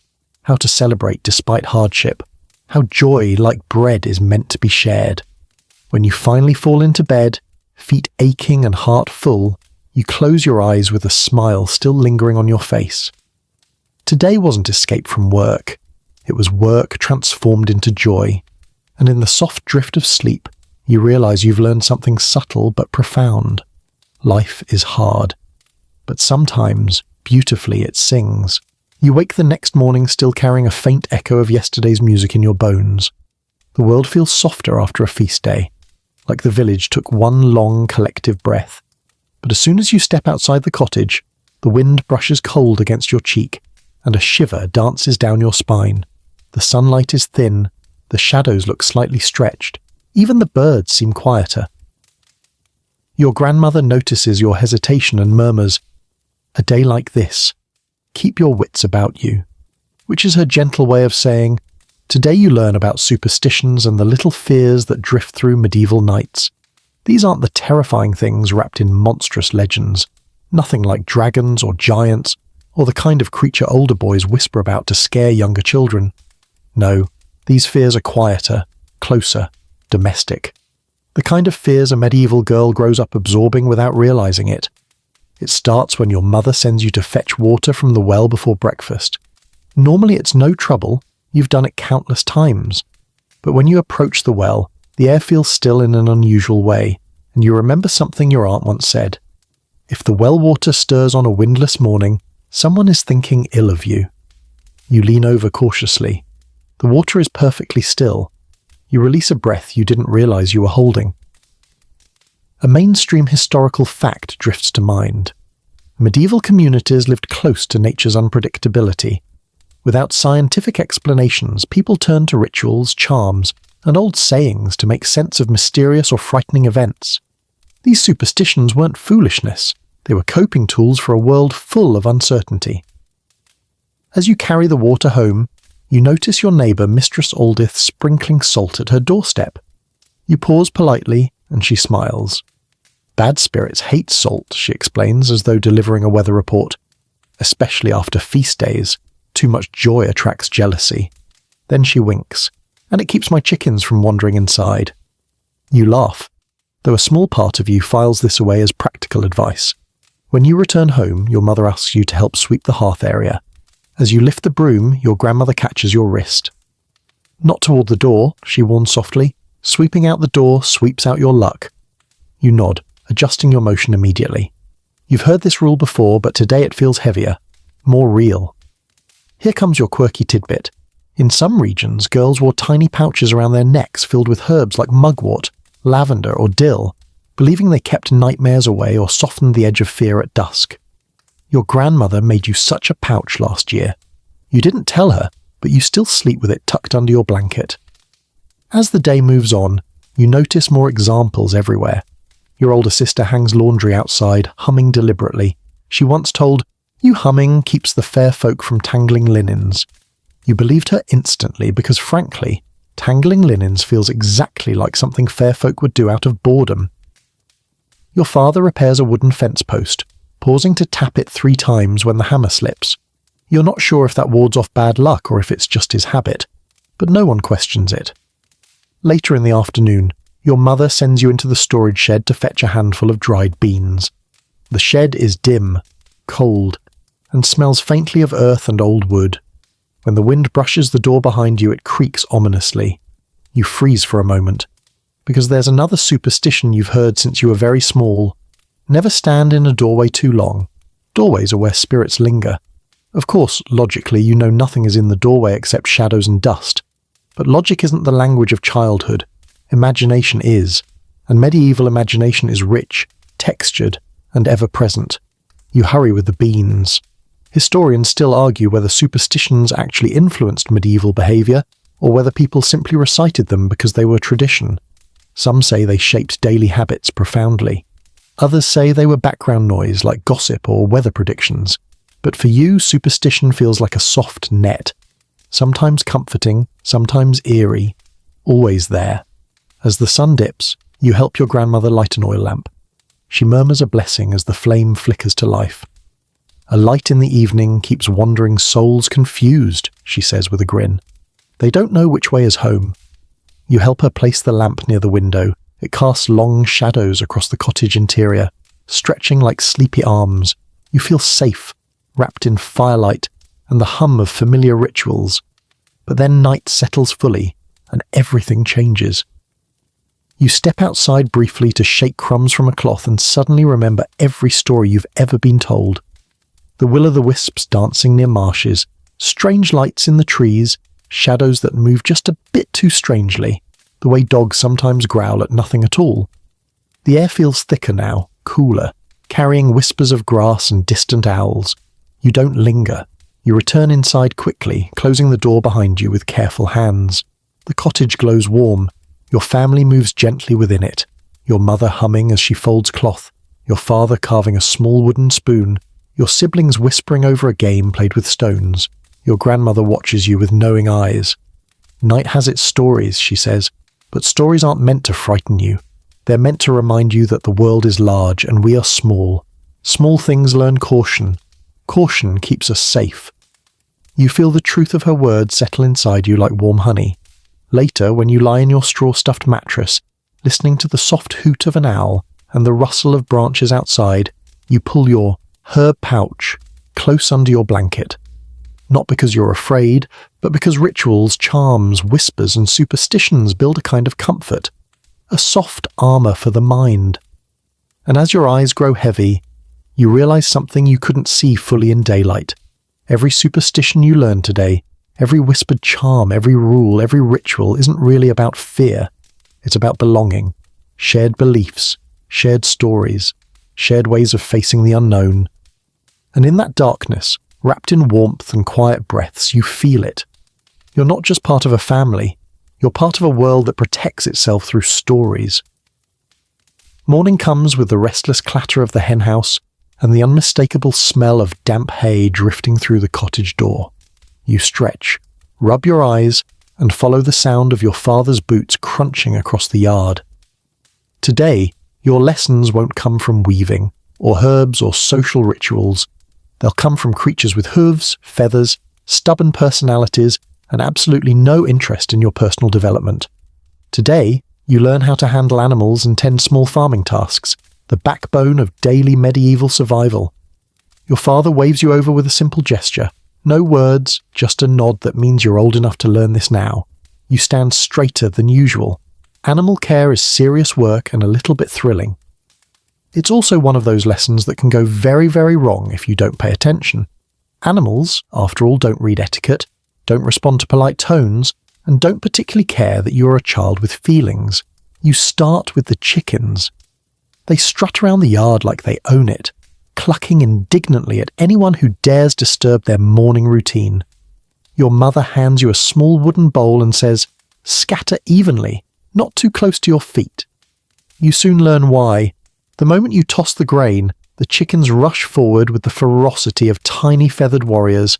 They peck with alarming enthusiasm, swarming your ankles. You hop backward on instinct, trying not to squeal. Your mother laughs under her breath.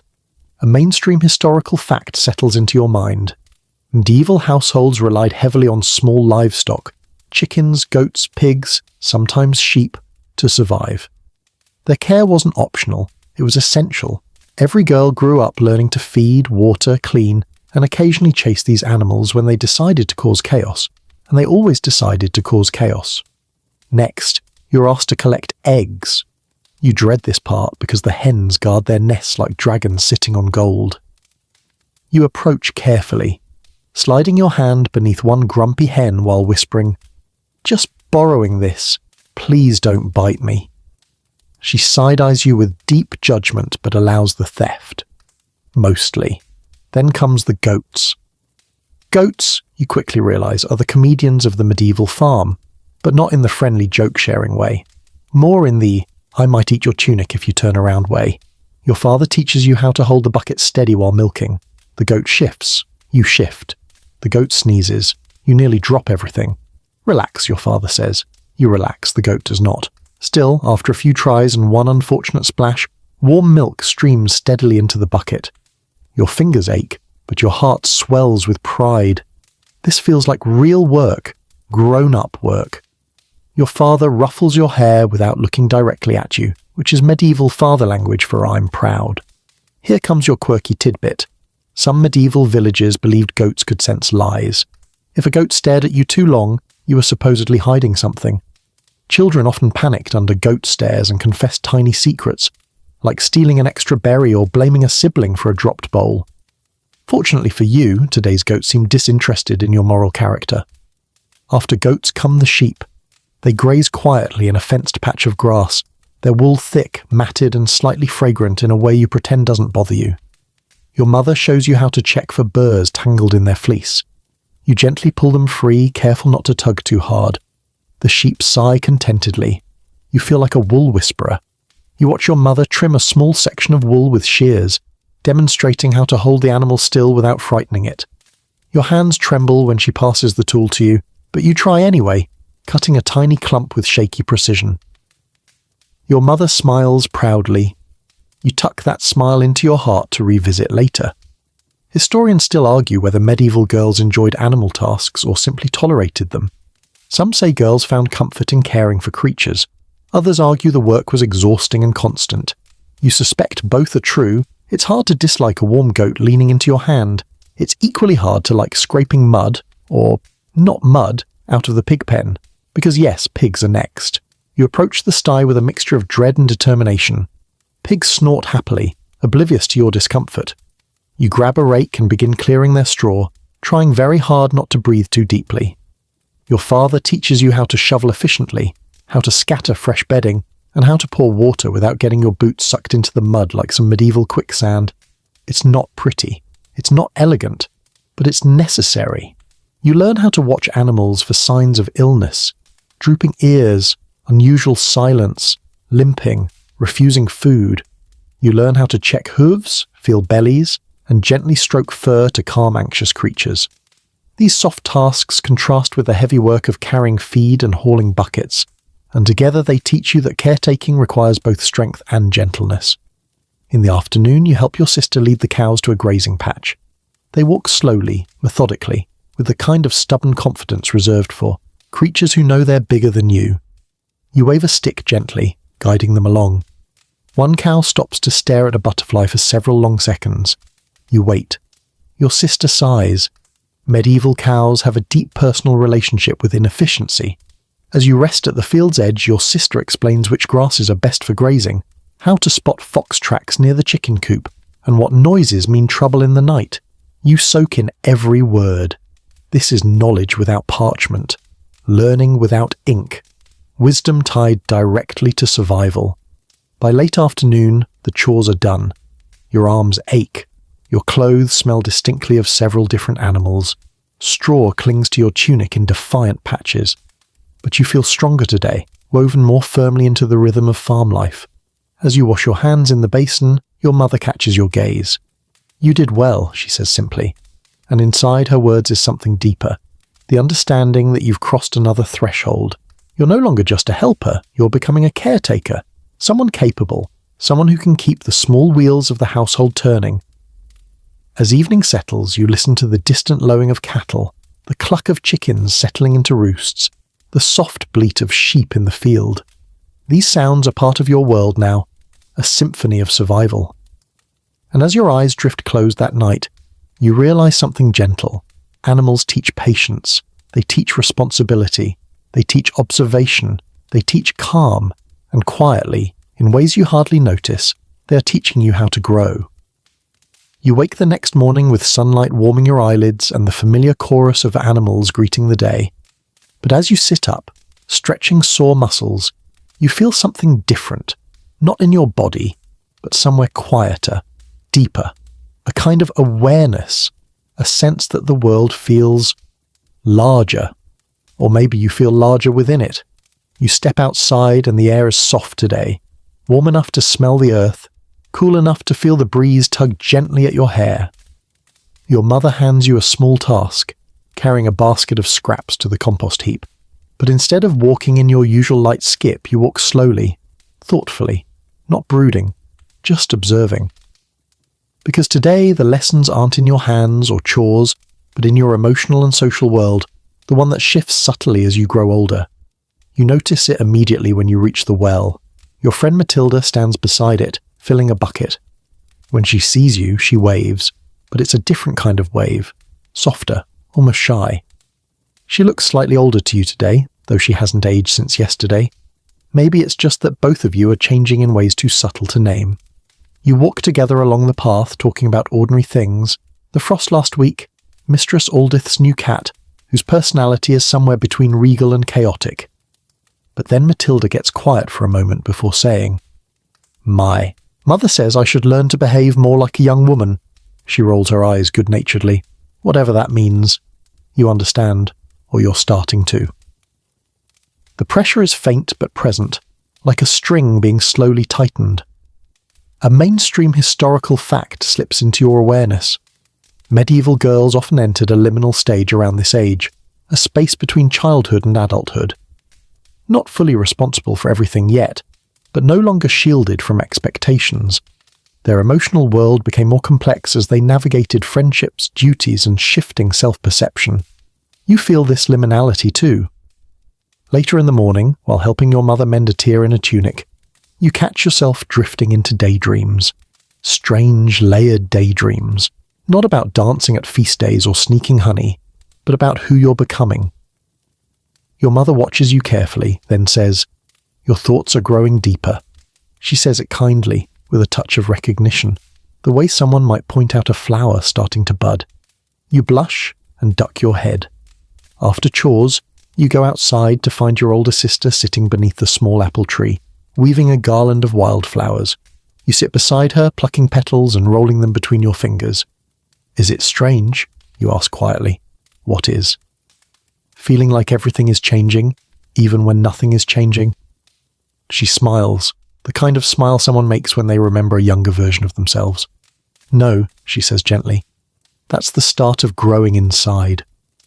Her words settle around you like soft moss. Growing inside. Yes, that feels right.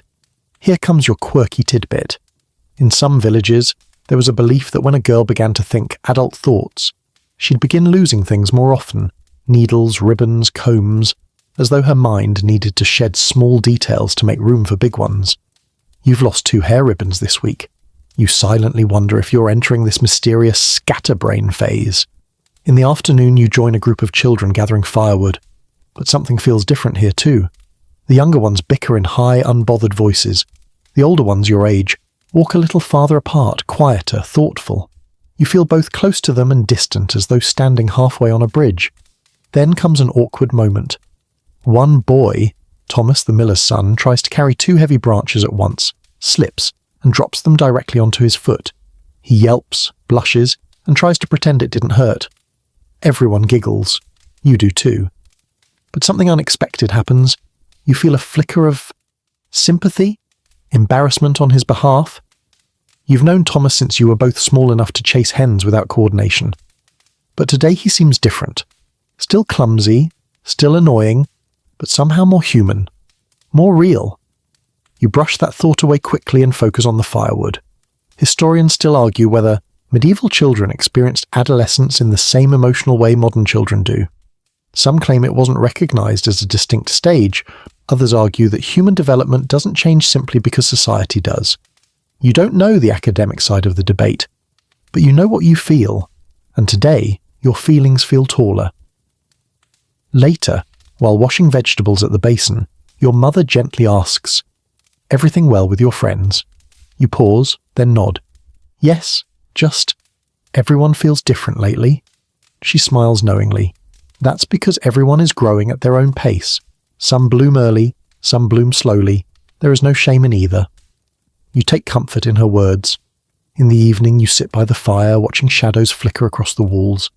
Your grandmother knits quietly. Your father sharpens a tool. Your siblings play a small stone game. Everything looks the same as it always has, but inside you feel a gentle, subtle shift, like some inner doorway has opened. You think about friendships, how they change, deepen, stretch. You think about responsibilities, how they feel heavier, but also more yours. You think about yourself, not as a child who follows, but as a person who notices, feels, chooses. You don't speak any of this aloud, you don't need to. But as you lie in bed that night staring at the thatched ceiling, your thoughts fill with a quiet hum, uncertainty, curiosity, possibility. You are becoming something new, still small but growing, still learning but aware. And in the soft darkness, wrapped in the warmth of your home, you feel it, the gentle beginning of adulthood, blooming quietly inside you. The next morning dawns warm, golden, and surprisingly calm, as though the world itself is giving you room to breathe. You open your eyes slowly, stretch your limbs, and notice something subtle yet unmistakable. Your body feels steadier today. Your thoughts feel clearer. Your hands move with a little more certainty. Even the air seems to carry a quiet message. You're ready for more. Because today, you step into the phase every medieval girl eventually reaches, refining the skills you've spent years collecting, shaping them into something close to mastery, something that signals to everyone around you that you are nearing the threshold of womanhood. You don't think of it that way, of course. To you, the day feels normal. But the adults in your life begin watching you with that soft, assessing gaze, half proud, half wistful, that means they're seeing changes even before you do. The first task of the morning is spinning, but this time, when your mother hands you the spindle, she doesn't hover nearby. She doesn't correct your fingers or steady your wrist. She simply nods and returns to her own work. You set the spindle whirling with a practiced flick. Smooth, confident, almost effortless. The wool twists into an even thread, tightening into a strong, consistent line. Not perfect, but undeniably good. A mainstream historical fact enters your awareness. By early adolescence, most medieval girls were expected to produce usable, reliable textile work. Not child-quality output, adult-level contribution. Your spinning today for the first time feels like you meet that expectation. Your mother glances over, sees your progress, and smiles. The quiet, glowing kind of smile that says more than words ever could. Later, she asks you to weave a strip of cloth on the small loom. You sit down, fingers moving steadily through warp and weft. The rhythm settles into your chest. Over, under, pull tight. Over, under, pull tight. Soon a pattern forms, cleaner than anything you've made before. Your sister pauses on her way through the room, raises an eyebrow and says, Look at you. That's good work. You pretend to shrug, but warmth blooms inside your ribs. As midday approaches, your father calls you outside, not for play, not to tag along, but to actually help him repair a broken fence post. He hands you a hammer, a real hammer, not the small wooden one used for children's practice. You hold it firmly, adjusting your grip the way you've watched him do for years. When you drive the first nail in clean and straight, he gives a low grunt of approval. No dramatic praise, just that small sound men like him give when something is done right. To you, it feels like applause. As you walk back to the cottage, you feel taller, though your height hasn't changed at all. But the shift isn't just physical, it's emotional too. Your sister asks you to help her prepare herbs for salves, trusting you to measure ingredients without supervision. You crush mint leaves into a paste, add warm beeswax, stir until smooth. Your fingertips are sure, your sense is sharp. You know how each herb smells, feels, responds. The work no longer feels like imitation. It feels like competence. Here comes your quirky tidbit. In some medieval villages, once a girl could prepare 3 household remedies perfectly. Older women jokingly declared she was halfway to marriageable. You've now mastered at least 5. You try not to think too hard about that. In the afternoon, while tending the garden, you notice dry soil around the cabbages. Without being told, you fetch a bucket of water, checking the moisture with your fingers the way your mother does. You kneel, watering gently, not flooding the roots. You remove weeds quickly and efficiently. Everything feels instinctive now. Your mother steps outside, sees what you're doing, and simply says, "Good eye." That short phrase fills you with a warmth so strong it could rival the afternoon sun. Later, you help your grandmother knead bread dough. She watches your technique with amused approval. "You've got your mother's hands," she says, "strong but gentle." You blush from pride, dusted with flour like a snow-covered apprentice. Historians still debate whether medieval girls felt pride in reaching competence or simply accepted it as part of life. But you know exactly what you feel. A quiet, glowing satisfaction. Pride without boasting. Confidence without loudness. A sense that your childhood efforts are finally weaving into something whole. Your emotional understanding deepens too. You comfort your little brother when he tumbles over a log. His tears stop faster than usual under your soft words. You notice your friend Matilda seems quieter today and ask if she's all right. She opens up, telling you she's anxious about her future. You listen, really listen the way older girls do. You help a neighbour carry a heavy basket without being asked, and her gratitude feels like a warm ribbon tying the two of you together. You're learning not only tasks but presence, not only skills but steadiness, not only chores but responsibility. As the sun dips low, painting the village in amber light, you help your mother prepare supper. She gives you a task she's never given you before, seasoning the stew, properly. Not a pinch copied from her hand, not a pretend stir. She trusts your judgment now. You close your eyes briefly, inhaling the scent. Rosemary, onion, barley. You add a careful amount of salt, then stir the pot in slow, deliberate circles. When everyone eats later, your father comments, "Tastes good." In medieval father language, that is basically the highest culinary compliment available. After supper, you sit by the fire and weave a small braid, your fingers moving confidently through the threads. Your grandmother nods approvingly. Your sister leans her head on your shoulder. Your mother smooths your hair and whispers, "You're becoming yourself." And that's exactly how it feels. Not becoming someone else's expectation, not becoming a replacement for older women, but becoming you. A steadier, more capable you. A version of yourself that feels close at hand, like someone waiting patiently just behind your reflection. When you lie down in bed that night, the thatched roof looks the same, the straw mattress feels the same, but you feel different, stronger, quieter, sharper, softer where softness matters, firmer where firmness is needed. You're not a child who helps, you're a young woman who contributes, and tomorrow, just over the horizon, you will step fully into what that means. You wake before dawn, not because someone calls you, not because chores demand it, but because something inside you stirs you awake, a quiet awareness, a soft readiness. The sky outside is still blue-grey, the colour of wool washed too many times, but a faint line of gold hugs the horizon. You sit up slowly, sensing that today feels different. though nothing outwardly marks it as special. No feast, no frost, no crisis, no celebration.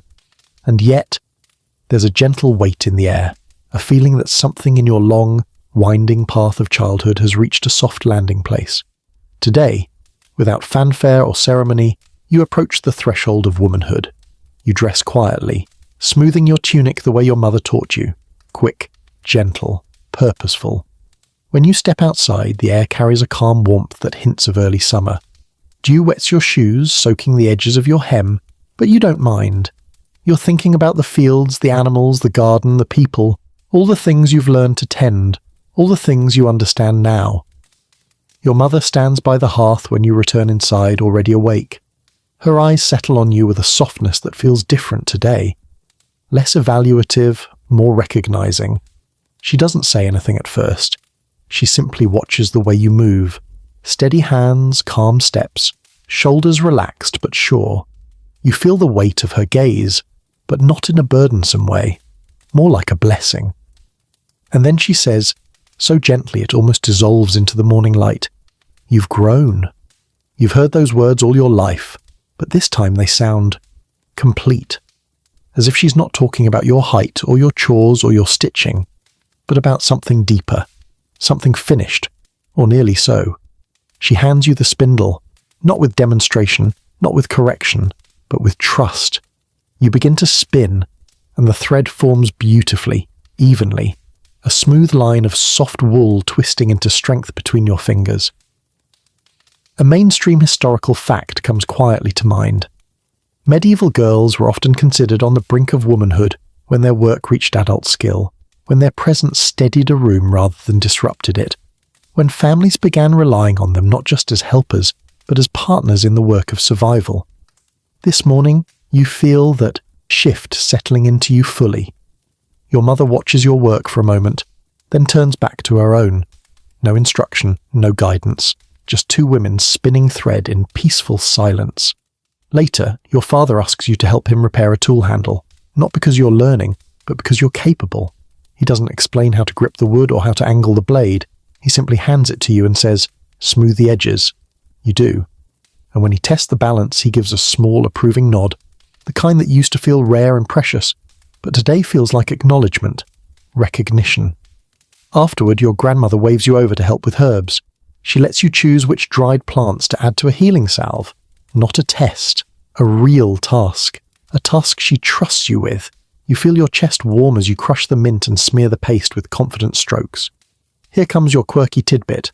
In some medieval villages, older women believed that once a girl could prepare a healing salve, weave a straight band, and manage a small animal task alone, she had both hands in the world and both feet in the next stage. You've done all of these for months now, but today is the first day you understand what that really means. In the afternoon, a group of younger children runs past your door giggling wildly. One falls and scrapes a knee, bursting into tears. Without thinking, you kneel, clean the wound, whisper soothing words, and tie a bit of cloth around it. The child looks up at you with pure trust, and you realize, perhaps for the first time, that you're not one of them anymore. You're someone they look up to. Historians still argue whether medieval girls felt this transition or simply lived into it without noticing. Some say it arrived like a sudden dawn. Others say it slowly seeped in like rising light. But you feel it clearly today. Gentle, inevitable, woven from 1,000 small lessons into one steady truth. You are no longer becoming. You have become. As evening approaches, the sun stretches long beams of amber light across the field. You stand at the doorway of your home, watching the village settle into its night rhythms. Animals quieting, families cooking, children being called indoors. The air smells of bread, warm earth, wood smoke, and summer. Your mother steps beside you. She doesn't speak. She just slips her hand into yours the way she did when you were very small. But this time, the gesture feels different. Not protective, not guiding. Connected, equal, shared. In the warm hush of dusk, she finally murmurs, "You're ready for whatever comes next." And inside you, something settles. Not as a sudden spark, but as a quiet, steady flame. You breathe in the soft air, the sounds of your world, the peace of your home. Everything feels familiar, yet newly framed. like stepping over an invisible boundary you only now realized you'd been approaching for years. You're still young, still learning, still growing, but you have reached the doorway of womanhood, carrying every lesson tucked gently inside you, thread by thread, seed by seed, word by word, story by story. And the world feels a little wider now, waiting. The day softens around you as night settles, folding the village in gentle blue and silver. The sounds outside fade, first slowly, then all at once, until only the faint hum of evening insects and the distant rustle of trees remain. You breathe in, long and slow, letting the cool air fill your chest and ease the last tension from your shoulders. Everything feels quieter now, calmer, as though the world itself is whispering that it's time to rest. The cottage glows with a low, warm light. Your mother snuffs the last candle. Your grandmother settles into her blankets. Your father closes the door with a soft, careful hand. Nothing rushes. Nothing pulls at you. Every movement, every breath, stretches gently into the next. You lie down on your straw mattress, feeling the warmth still lingering from the day. The blanket settles over you, light and familiar. A soft breeze slips through the window, carrying the faint scent of herbs from the rafters, lavender, chamomile, mint. They mingle in the air, wrapping you in something that feels like safety. Your thoughts slow, drifting, softening, like threads unspooling in warm hands. You remember everything you've learned, all the small, steady lessons that shaped you, the spinning, the weeding, the laughter at feast days, the hum of stories shared beside the hearth, the careful tending of animals, the gentle tug of growing up. All of it lingers around you, not heavy, not demanding, just present, quiet, glowing. You breathe again, deeper this time, and feel yourself sinking into rest, into softness, into that peaceful space where nothing is needed from you at all. Let the night cradle you. Let the stories fade. Let sleep come slowly, easily, like a warm hand resting over yours. You're safe. You're steady. You are home.